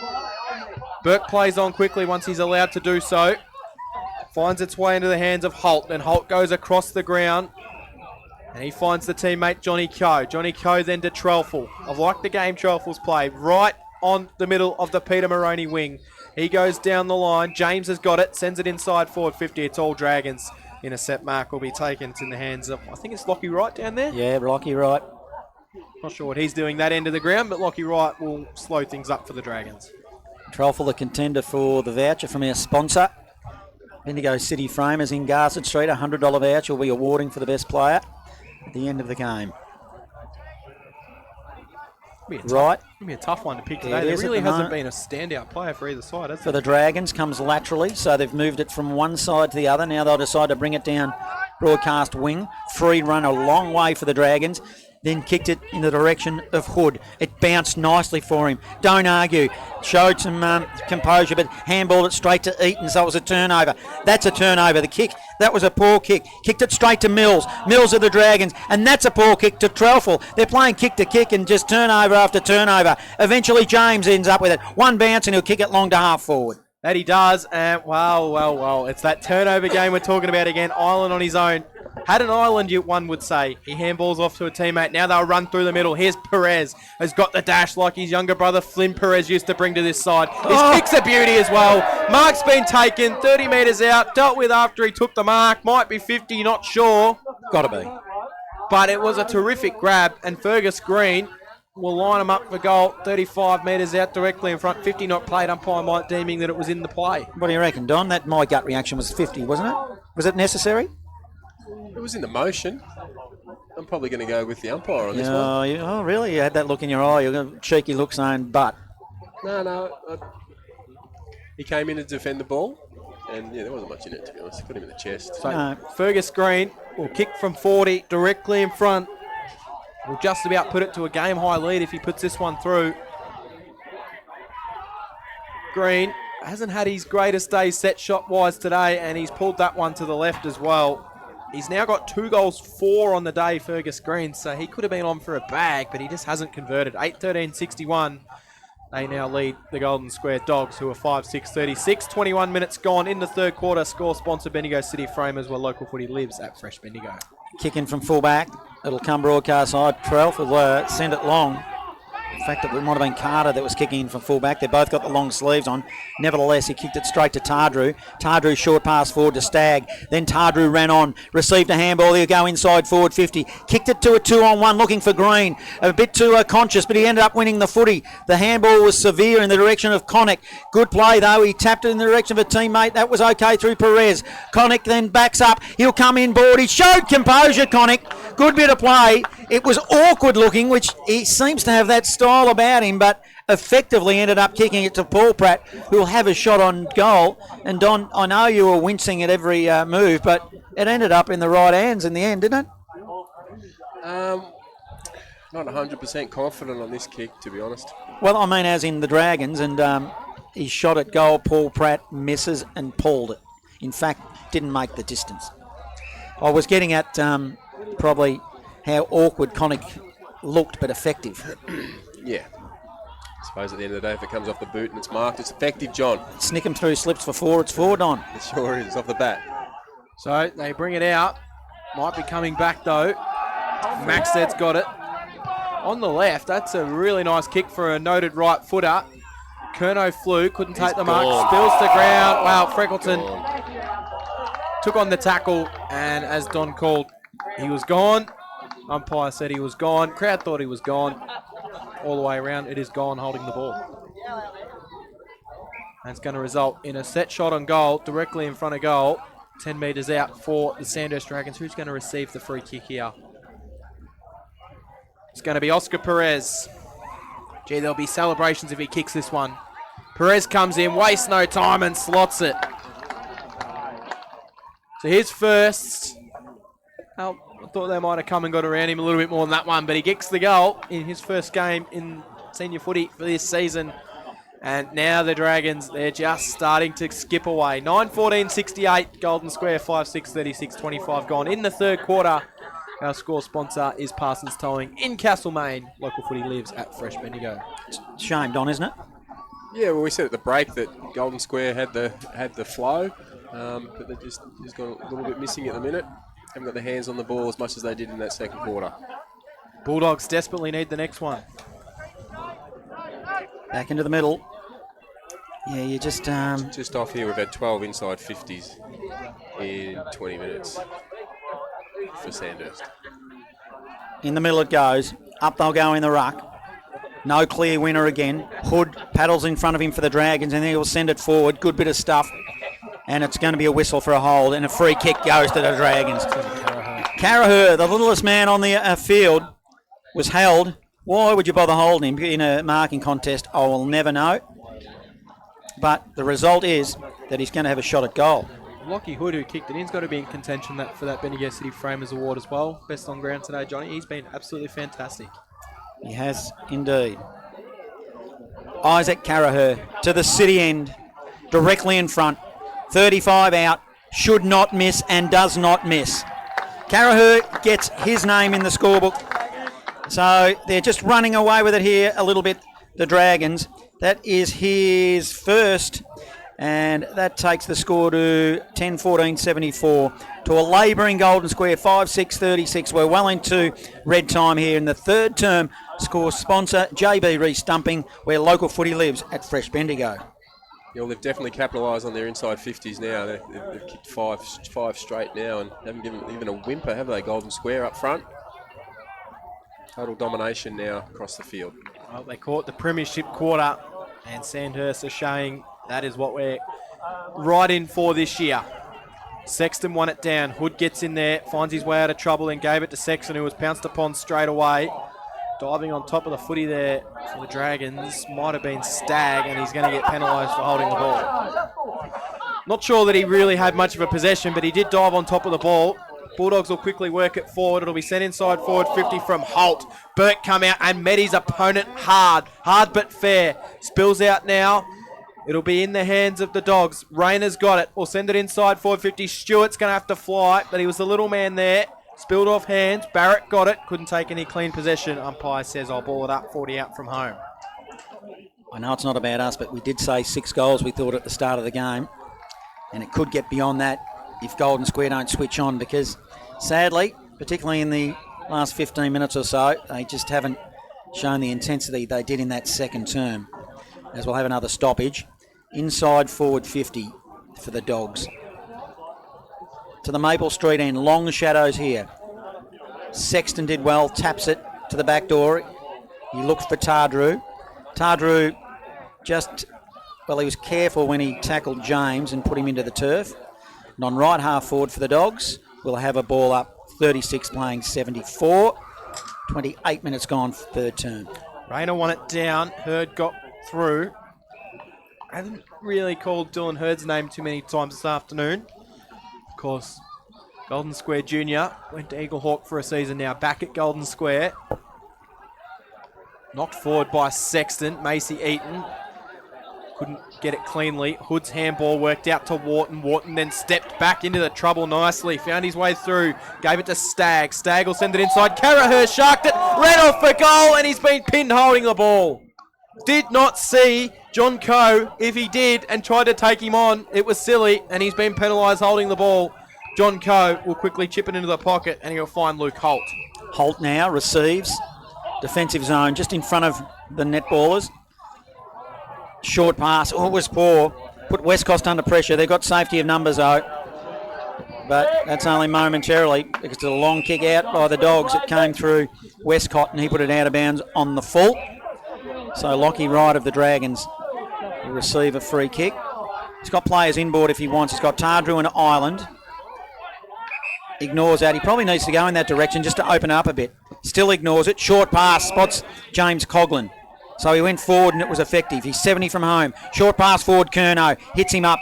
And Curnow, good kick from here it'll be. Right on the siren. So he hasn't got a choice now. The man on the mark stands at 49. 45-degree angle to the city end. We'll get a real good look at this, Don Moran. Yeah, Bryce has always had a long leg, so it's going to be close. He's a little bit aging on, so but I'm going to back him. It's probably this distance where he can launch without launching too far. Gets onto it, underneath it. It'll go to the line. They just set themselves. The umpires will confer, I think. The goal umpire, he got one in the back of the scone, did he? No score. No score. He did. He must have got one, and the umpires have gone to see how he was. But, geez, there must have only been a metre in it. But doesn't matter. So They would have tested the hamstrings of Curnow, though. So it was no score. Let's go around the grounds for a score update. Donald, 5-5 trail SLNT 7-14. Sea Lake Nandali Tigers. Oh, geez, I like it how it just rolls off the tongue. And here, three-quarter time, a dominant Sandhurst in that premiership quarter, they call it. They've skipped out to a lead that's 10-14, 74, 5-6, 36.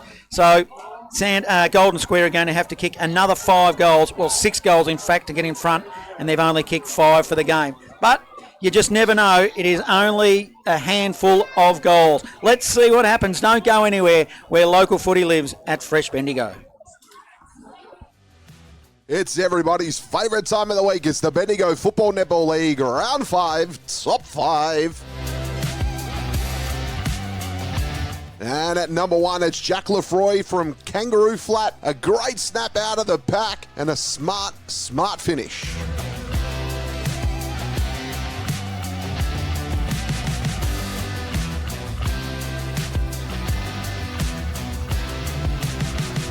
Number 2, it's Kyle Simons from Kangaroo Flat. In the right place at the right time. Ball fell in his lap and he finishes smartly.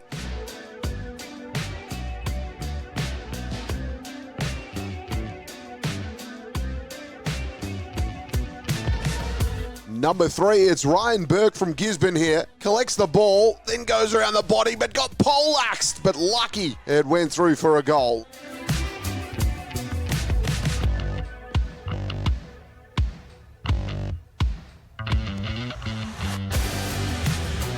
Number 4, it's Lachlan Gill from Strathfield Say. Smothered kick there, got it, had to think quick and put it through the sticks.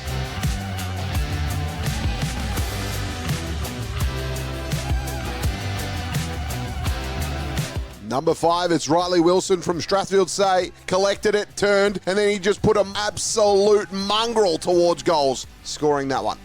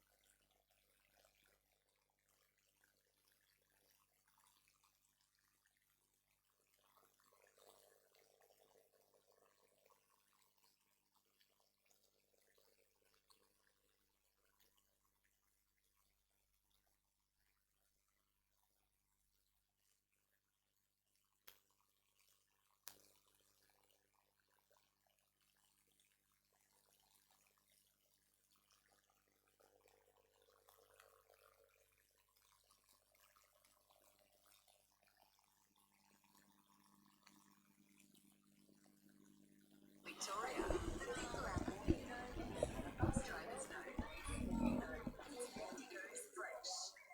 Thanks to local food sponsor, more live Bendigo football.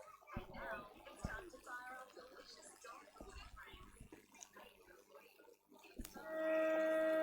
Three-quarter time here at Wade Street, where a dominant Sandhurst in that third term have skipped out to a 37-point lead. John Hunter, Don Moran and Cam Power bringing you all the action where local footy lives at Fresh Bendigo. The score here is 10-13, 73 Sandhurst to Golden Square, 5-6, 36. Better players, Don, who did you have there for Sandhurst? Yeah, I thought Lockie Tardrew's been solid across the day. Caleb Connick's been had a good first and third quarter. As is, I think Lockie Hood probably one we've got under our radar a little bit. He's definitely had plenty of clearances across the ground. So that'd be my 3 at the moment. But other than that, you can throw a blanket over quite a lot of them. To be honest, there's been quite a lot of them that have contributed, and there's quite a few that haven't been involved a lot today. Three-quarter time at Leachville Gunbower. Leachfield, Gumbau 11-7 and Huntley are 5-4. So Hamish Morecambe, his little bit of a run he had has come to a little bit of a close, Cam. Better players for Golden Square. Well, Rosengren, who was pretty good up until half-time, he probably backed off a little bit then. I reckon Macy Eaton has been their best player across half-back. He's been pretty solid all day. I've liked the work of Big Rayner in the ruck. I thought he's been pretty good. And also Trelfel across half-back as well. Young Jack Trelfel has had his hands on the footy. Goal kickers, Cam Power. Yes, Fergus Green, 2 goals, but 4 behinds as well, so he could have had a lot more, had plenty of chances. Isaac Carraher, Lockie Wright, singles. Matty Wilkinson has also got 1, as Oscar Perez, and 2 goals to Bryce Curnow and Caleb Connick. For the Bulldogs from Wade Street, Jordan Rosengreen has got 1, Macy Eaton, Jaden Burke, and 2 to Kai Daniels. Our Matchday Best on Ground award, valued at $100, is sponsored by Bendigo City Framers, where local footy lives at Fresh Bendigo.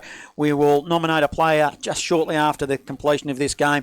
And hopefully, Cam, if you can do some of your best work like you have in previous weeks, we'll get that player up here and have a chat to them in the box. Not putting any pressure on anyone. I've been able to get some pretty good feedback from that, so hopefully we can rackle up whoever that will be, which I'm going to suggest it might be from someone from Sandhurst with the way this game's looking, so don't have to travel too far as they're directly below us. They certainly come out a lot settled in that third term. Let's see what they do in this final term. Just about to get things underway. Where local footy lives at Fresh Bendigo, here's the powerhouse, Cam Power. So umpire Carter, son of the great Gavin Carter, will get the ball up right in front of our broadcast position. True centre wing. Hurd went through, tried to claim a free kick for a high, umpire having none of it. Ball hits the bottom of the pack and we'll get another ball up. Tardew and Hurd there going at it. Sexton won it down. Spills into the hands of Coughlin, who was wrapped up as soon as he received the ball, if not a little bit beforehand, by Rosengreen. We'll ball it up again. Third time lucky, possibly. Rayner, he just stumps it forward about 20 metres, coming out hard and picking up cleanly. That was Westcott. He bustles away, sends it inside to Burke. Terrific play by young Westcott. And the mark's been taken by Burke, 40 metres out directly in front. If he kicks this, well, the Dogs will just be thereabouts to make a pounce in this final quarter. This is the scoring end, as I said, scientifically. That wasn't the word he used, was it? No. I can't even remember what it was, but it was funny. He comes in 40 from home, sends it goalwards right to the line, and he's kicked a goal. The Bulldogs get the first of the final quarter, and it is game on at Wade Street Oval. 6-6-42. They trail the Sandhurst Dragons. And local footy lives at Fresh Bendigo, thanks to Bendigo City Framers score sponsor, the Dragons 10-13-73. It goes to show if you clear it from that centre, you've got 1 kick inside, and if you can catch it inside that 50, you've got a beautiful kick like Jaden Burke, you finish it off. Couple quick ones on the board would be handy. Rayner does the ruck work again. Pouncing on it there will be Hurd. They'll go inside forward 50 via Hurd again to the top of the square. Bouncing footy. Oh, I need to kill it here, the Dragons. I need to be careful. Oh, good strong tackling by Daniels. Ball spills and the umpire said it was a slinging tackle. Too aggressive, John. Too aggressive, and Isaac Ruff will get the free kick for the Dragons. Yep, it was a rough tackle. Nice. It was an Isaac tackle. Campbell's got it. You can hear the crickets chirping away then. Far side of the ground for the Dragons. Leave the funny stuff to the funny people, Cameron. They'll come wide. Oh, The dear kick me. just found its way to its intended target. Now they go down the line. Dragons have got the out here. Stagg, who's also been good. He'll be in contention for that City Framers award. Goes to Maxted, and coming over the top and just stealing it will be Freckleton. He quickly plays on, wasting no time, but he's kicked it back in the rough direction. Worked forward by Stewart. Stewart's kick. Westcott's lurking. Couldn't quite get there. Dragons will work this one out, though. Pretty happy to see it across the boundary line. Island came from Lockie Wright. Dogs in attack. 50 from home. In front of the netballers. Their score looks 22-62, so Golden Square trailing that as well. Thrown in there. Rayner doing the hard work in the ruck. Hurried kick by Sexton, who grabbed it for the Dragons. causes a turnover. Trelful grabbed it. He didn't look. Another turnover, and he kicked it straight to Mills of the Dragons. So Mills on his defensive arc of 50. He's got players spreading for him. He'll be asked to play on now. He is. Short pass forward. Oh, it was dangerous, but Tardru was good enough and took a mark. Wastes no time, feeds off the handball to the runner. They go straight down the middle. Ends up with Alex Wharton. Wharton goes to Curnow. Curnow strong. He was then, well, he got taken to ground, but it was all in the same motion according to the umpire. Curnow chips it short, and Alex Wharton, all on his own, takes the mark. He's going to give it to Curnow. He steps around the man on 50. He launches from 40, and he hasn't gone anywhere near goal. It spills to the top of the square. Maxted lurking. Spills out wide. And, well, there's a free kick for a push in the back, which is going to go the way of the Dragons, I think. Fergus Green, I reckon, Cam. Hard up against the boundary line, Fergus Green. Bryce Curnow was he? Surely he wasn't passing that after getting that. Fergus Green will kick this. So they always kick him, these AFL players. There you go. Record that one and wait and see. Fergus Green. The old round the corner. Hard Cam. up against the boundary. Will go the snap. The crowd will tell the story. And it's quiet because he missed. So minus score. As Johnny said, he'll kick this one. He did not. 6-6-42, 10-13-73. We've played 5 minutes in the final quarter. Score sponsor Bendigo City Framers. Local footy lives at Fresh Bendigo. 74, in fact, Cam. They were a bit slow on the scoreboard as Trelful kicked it in from full back. He put it well into the centre square. The ball now spills to half forward. Picked up by three of the Dragons. A long ball into the goal square. They'll set themselves. Oh, poor defensive work it was there by the Golden Square Bulldogs. Fergus Green was just standing at the goal line alone, and it just bounced into his arms, and he said, "Thank you very much, I'm going to kick a goal." Gee whiz, 11-14-80, 6-6-42. They're not going to win it if they're going to let players do that. They're Don Moran, are they? The Dogs? That was terrible. You got one job as a defender on that last line, John, and it's definitely punched that ball across the line. And just then if Fergus Green, let him be by Yeah. himself. I mean, damn. If it doesn't go over, we want a second effort, don't we? Oh, We just dear. all stood and watched him. 3 goals, 5 on the day now for Fergus Green. Umpire throws the ball back up in the middle. Sexton bangs it forward.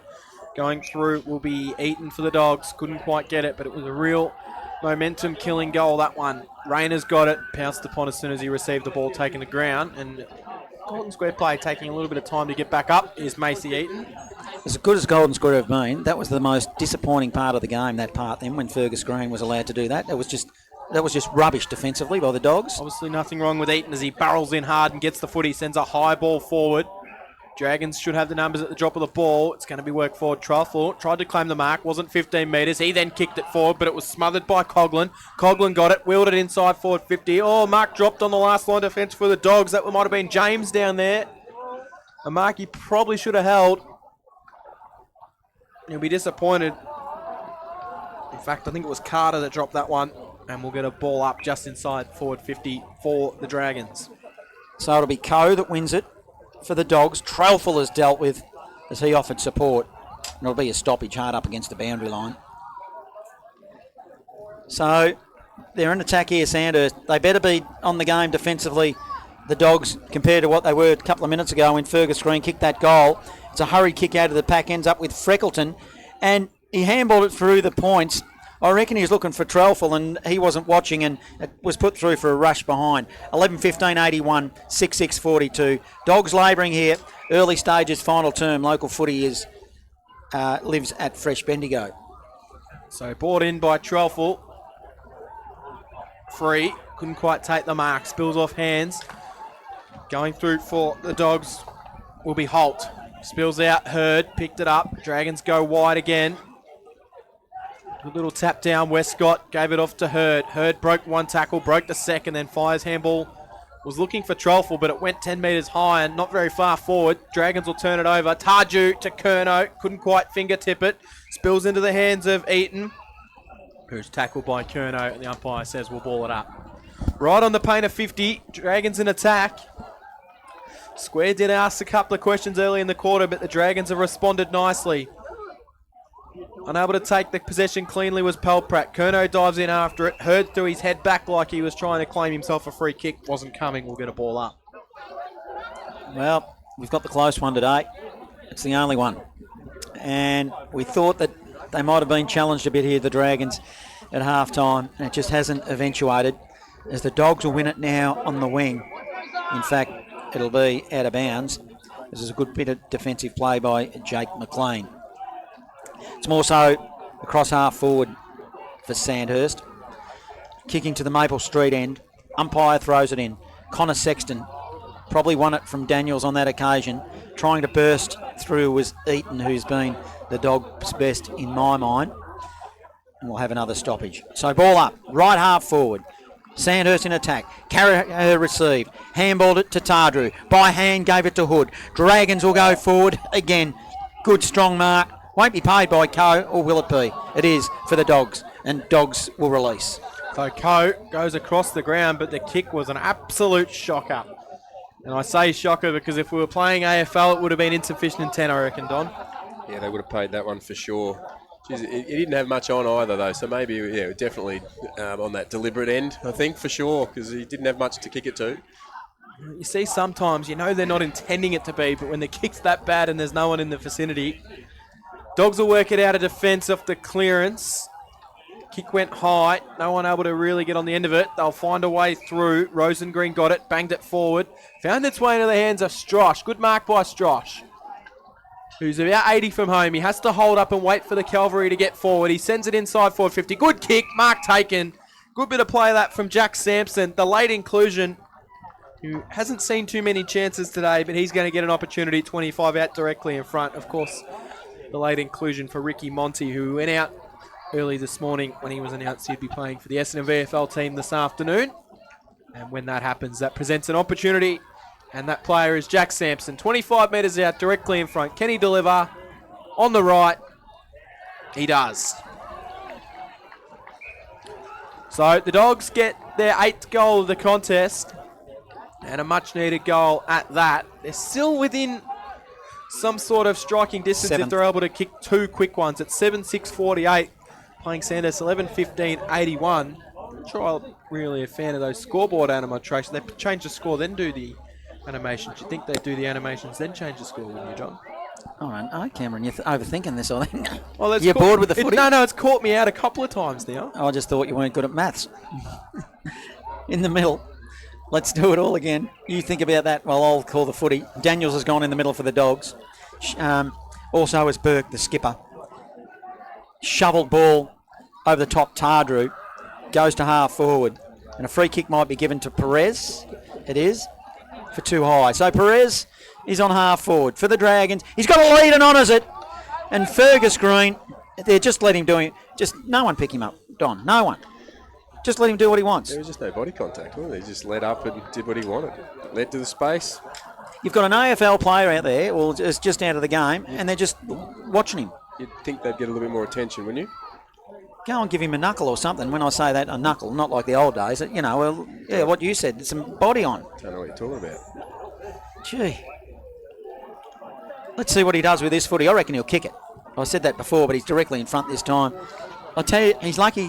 Has he kicked a goal? No, he's fallen away all day. He needs to have a bit of a look at his tape here, and he's missed to the left all day. What's that, 4 points? Yeah. 3 goals, 6. 82 playing 48 local footy, lives at Fresh Bendigo, so he could have had a major day out, couldn't he? He's kicked 6, 4 of them have come from set shots. He really could have had a major day. In the middle of the ground, the Dogs will try and clear. It works out in the hands of Stewart, who had absolutely nothing forward, so he tried to hold it up for as long as possible. He was taken down by Wharton.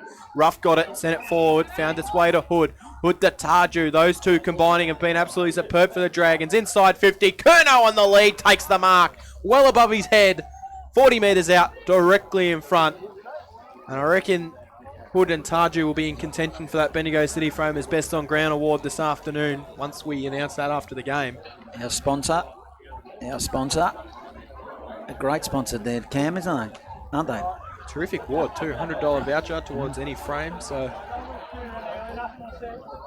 Sandhurst through Curnow have delivered another goal. He celebrated it. And he might have been copping a little bit from the bench because he gave the old hand signals to suggest that they were chatting away. Kicks the goal. So he's got 3 this afternoon, Bryce Curnow. 11-16-82. The Dogs 7-6-48. 13 minutes gone in the final quarter. Our sponsor is Bendigo City Framers, of course. Local footy lives at Fresh Bendigo. It's actually 12-16-88, Cam, I hate to tell you. They were taking it out of you. They were waiting for you. They did it different that time. They did. I only know because I'm writing the scores down. I knew you were going to get caught out in that. Obviously, the sting's gone out of this. I might bring my own scoreboard next Yeah, week. it's obviously the sting's gone out of this footy, so it's one out of the middle by the Dragons. Hood gets it on half forward, puts it in the direction of Curnow, and Carraher picked it up and said, "Thank you very much. Have a shot at goal." And he probably had more time than he thought, and he ended up just sneaking in a minor score. So that takes it to 89, playing 48 midway through this final term. Well, back into play. Rayner got it. Oh, Rayner's kick. He's had a couple of those chances today, and his kicking hasn't been spectacular. Hood. That's why Ruckman don't kick. Hood got it. Gave it back to Green. One way out from goal. Eaton went through. Couldn't take it cleanly. Tardre's got to be the best, doesn't he? Yeah. Wharton's got it. Sends it inside for 50. Kerno! 40 metres out, directly in front. Kerno's come into the game in this last half. He will line up for goal number 4. Interesting they're using I know him up you're going forward, with Don. Tarju, but I still reckon Lockie Hood. I'll just go to Don with... interesting, don't you think, Curnow playing up forward for extended periods of time? Usually he's half-back, isn't he? They swung him last year, the same. So, yeah, they did, which surprises me, to be honest with you. Maybe it's to put a few more blocks on to allow Fergus to get that run at it. But, yeah, it's interesting, isn't it? He's a true defender, and Lockie Wright played majority of his footy last year up front, and he's sitting on half-back. So Kernow's kicked the goal as well. He's got 4 on the game. Switching roles for both of them. He's been magnificent. I'm looking at you. The scoreboard reads 13-7-95. 17. 13-17-95 to Golden Square 7. Jeez, I'm having a man today. Golden Square 7-6-48. Local footy lives at Fresh Bendigo. The score sponsor is JB Reece Stumping. Well, we have a discussion about the better player for sure when it comes to our sponsors, Bendigo City Framers, but certainly there are a couple that we've discussed that'll be amongst it. A disappointing Golden Square here after what they showed, particularly in that second term. We've got another stoppage in the middle. We'll go for 3 in the middle. No one can emerge with the footy. I might have one more go at it, Cam, and let's see what can happen. Up they go in the ruck.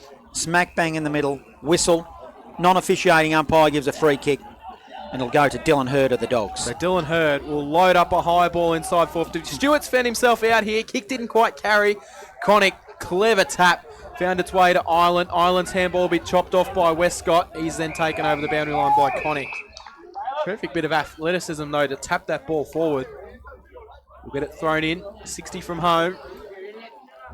Netball pocket. Rayner. He won it down. Connick's kick. Worked out okay, though, to Carraher. Picked it up cleanly, then dropped it, then picked it up cleanly again. Got it wide to Keating.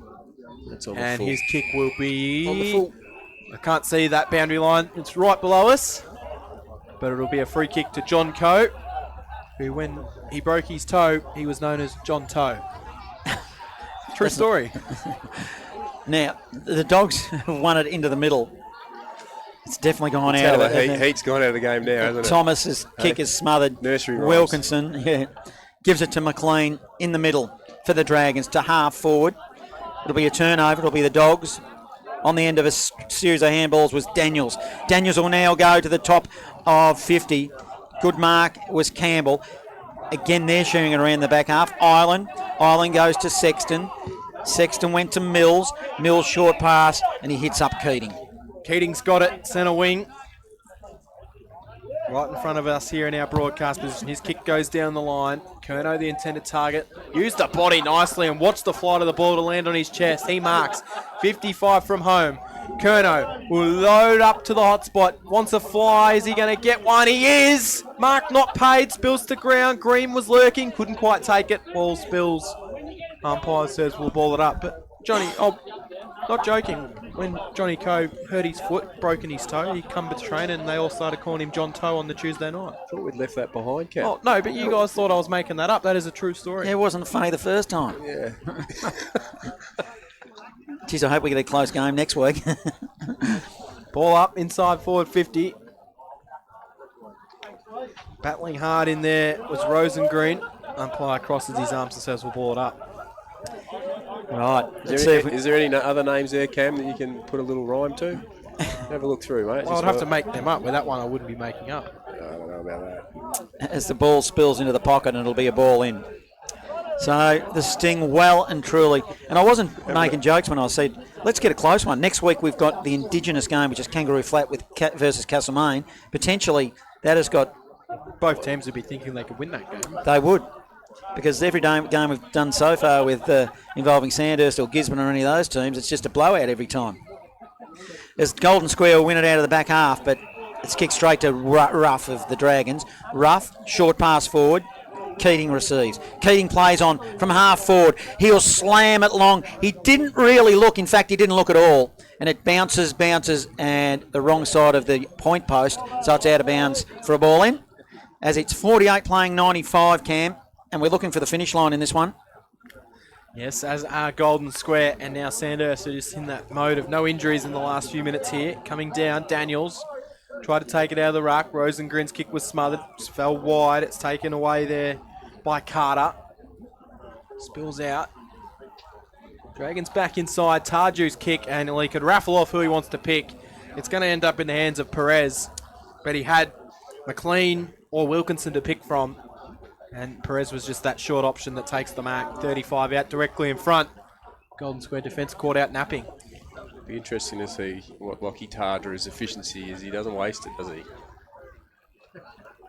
Perez comes in on the right, fires at Goalwoods, and I think he's kicked a goal. He has, so he's got 2. And the Dragons increase that lead, which it's now blown out to a very comfortable 43-point lead. 14-17, 101 to Golden Square, 7-6-48.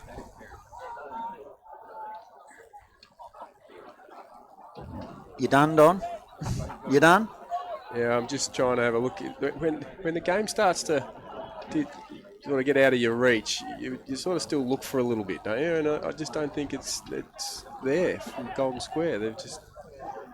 Chips in the night. They've just gone missing, haven't they? Stagg won the clearance, and now he's gone down, clutching it. Looks like a hamstring. Keep an eye on that. He's still down in the middle of the ground. Gets back to his feet, but he's very ginger. Square worked the ball forward off the defence. No real clean disposal at the bottom of the pack, but Stagg has not moved in the middle of the ground. I mentioned before you want to get through these last few minutes of their injury. Let's hope that's not the case.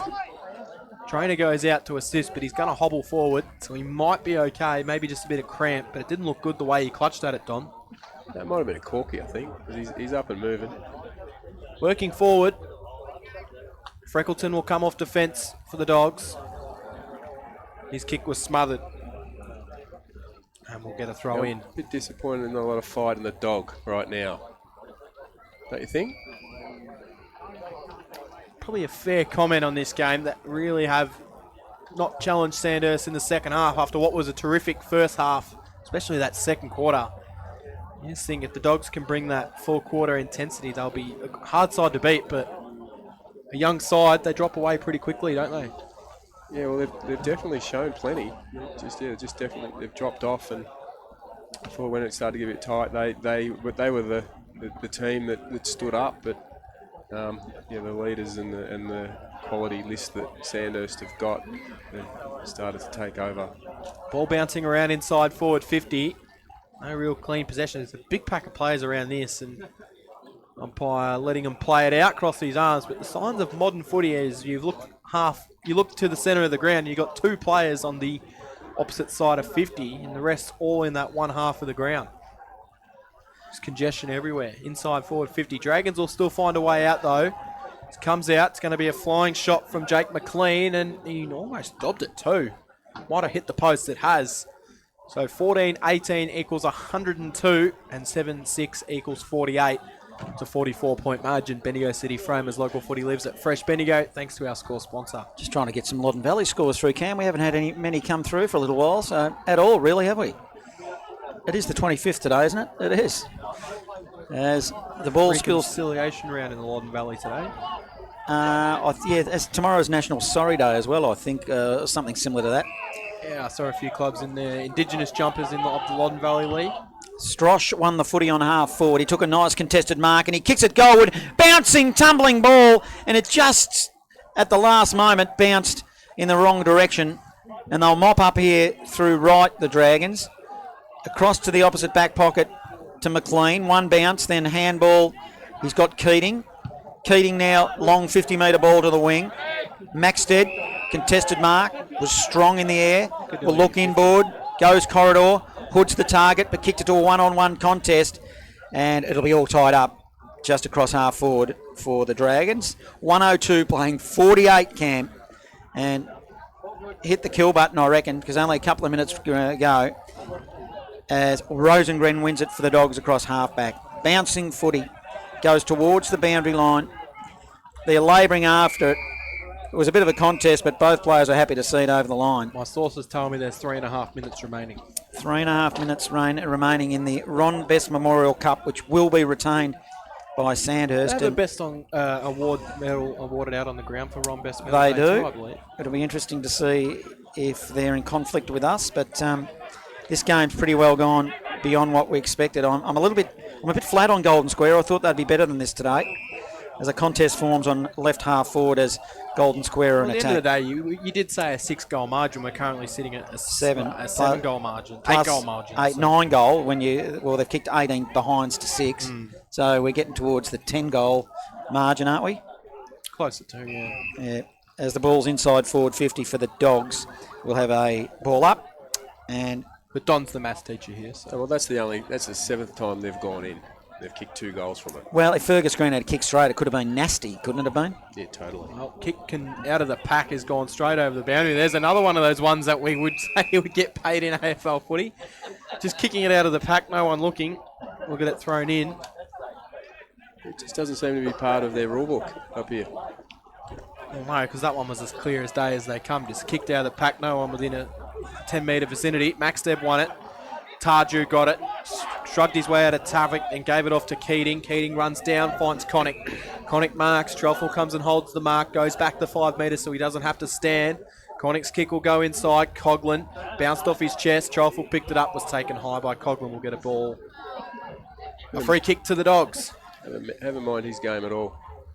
Oh, his kick wasn't great, but it might be a relieving free kick to Drew Barrett, who might have had his arms chopped. He's been their By designated kicker, so he's had 18 of them. He has been good this afternoon, though. Barrett showed some candy, then ran around Perez on the mark.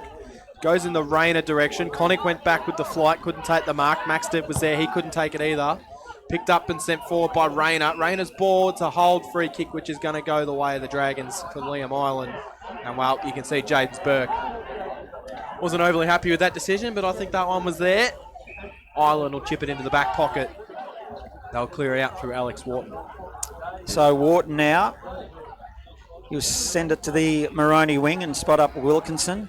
He'll come inboard to Keating. Keating getting his hands on the footy in junk time for Sandhurst a fair bit. Handball to a running Harrison free. Runs his full measure, then he'll go inside forward 50. They'll fly. Fergus Green went high and went early. I thought he was going to launch and he decided against it, I reckon. This late in the game, older bodies, don't you reckon, Don? Yeah, put that back in your kit bag and For another day. Save it for next week. Top of the square. It's a stoppage. Umpire throws it up. The ball is ping-ponging around. Rosengren gets one too high. Umpire let it go, in fact. Emerging with the footy now will be Stewart, who's been okay. Gave it to Trelfall, who's been good. Trelfall now send it long to Burke. Outer side. Long ball now to half forward. Strosh is the target. He hits him. He takes a nice, strong contested mark. Long way from home. Outer side. He's probably got the only bit of sunshine on the whole ground. Daniels just got checked completely off the ball, trying to run inside. Strosh, Completely unaware, and Ruff just nailed him. Two Completely steps. fair, but Bang, and Kobe Maxted. It's a turnover, takes a mark, and he'll short pass it. And he'll give it to Polpret, I reckon, on the outer side. I don't know if you boys saw that, but he was just jogging back inside, and Ruff just absolutely got him. Would have gave him a bit of a fright. Dragons will work it out into the middle of the ground. Yeah, he's probably lost that football awareness after having a bit of time with basketball background. Ruff wasn't going to let him just walk straight through him there. Dragons will switch across the ground.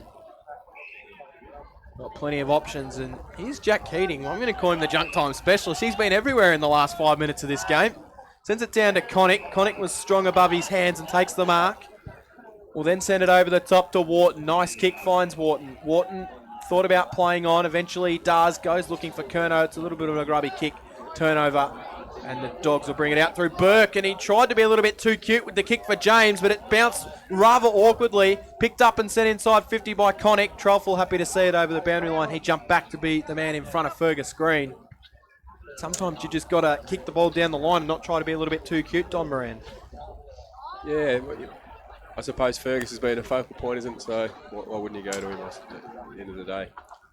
Late in the game, I probably would have had a go at it. On the boundary umpire somehow managed to roll the ball back into play. We'll get it thrown in. Deep inside attack. We're in the final minute of this contest. Dragons will run out pretty comfortable victors in the end. They were challenged for a half, but they've been superb in the second half. And that will be that. Round 6 is completed in the Bendigo Football Netball League. And the only game today, the Ron Best Memorial game, after the rest of the games were played last week, sees Sandhurst winning 14-18, 102 to Golden Square, 7-6-48. Our score sponsor today, Bendigo City Framers. Local footy lives at Fresh Bendigo. Well, it's been obvious the game's been over for a little while, Don, but disappointing. But before you answer that question, in fact, it's not a hamstring for Stagg, unless his hamstring's on the top of his foot. Well, he's got ice on the hamstring as well as his foot. See, you've got two lots going on there. Yeah, well, he Might be two injuries. has. The foot looks the sorest, though, doesn't it? It looks, what do they call it on the top? The navicular. That is the area. You reckon you can spell that? Spell that one. Well, it's NAV something, but he's limping out to the middle. But Might even be NEV. no, it's NAV. It's NAV, definitely. Now, come back to you, Don. Disappointing result, really, from a Golden Square perspective. Anyway, They've showed plenty, but they just played a half. So Cam touched on, being a young, youthful side can contribute to that. But when they went into the break at half time, we thought they had the flow of the game and the impetus to come back out in that third quarter to really put a fight up. But they sort of disappeared a little bit, didn't they? They did. Now, final scores, I'll give them to you as they come through. They'll start to filter through. As we've got the girls coming out, we've got a girls game on, a ladies game between Sandhurst and Golden Square. So I think that happened last year, Cam. I'm not sure if you remember, but Golden Square like to play their senior women straight up after, and why wouldn't you if you've got the lights at a facility like this? they do. Now, Sea Lake Nandelli Tigers, 8-15, have defeated Donald 6-5. Back to you, Don.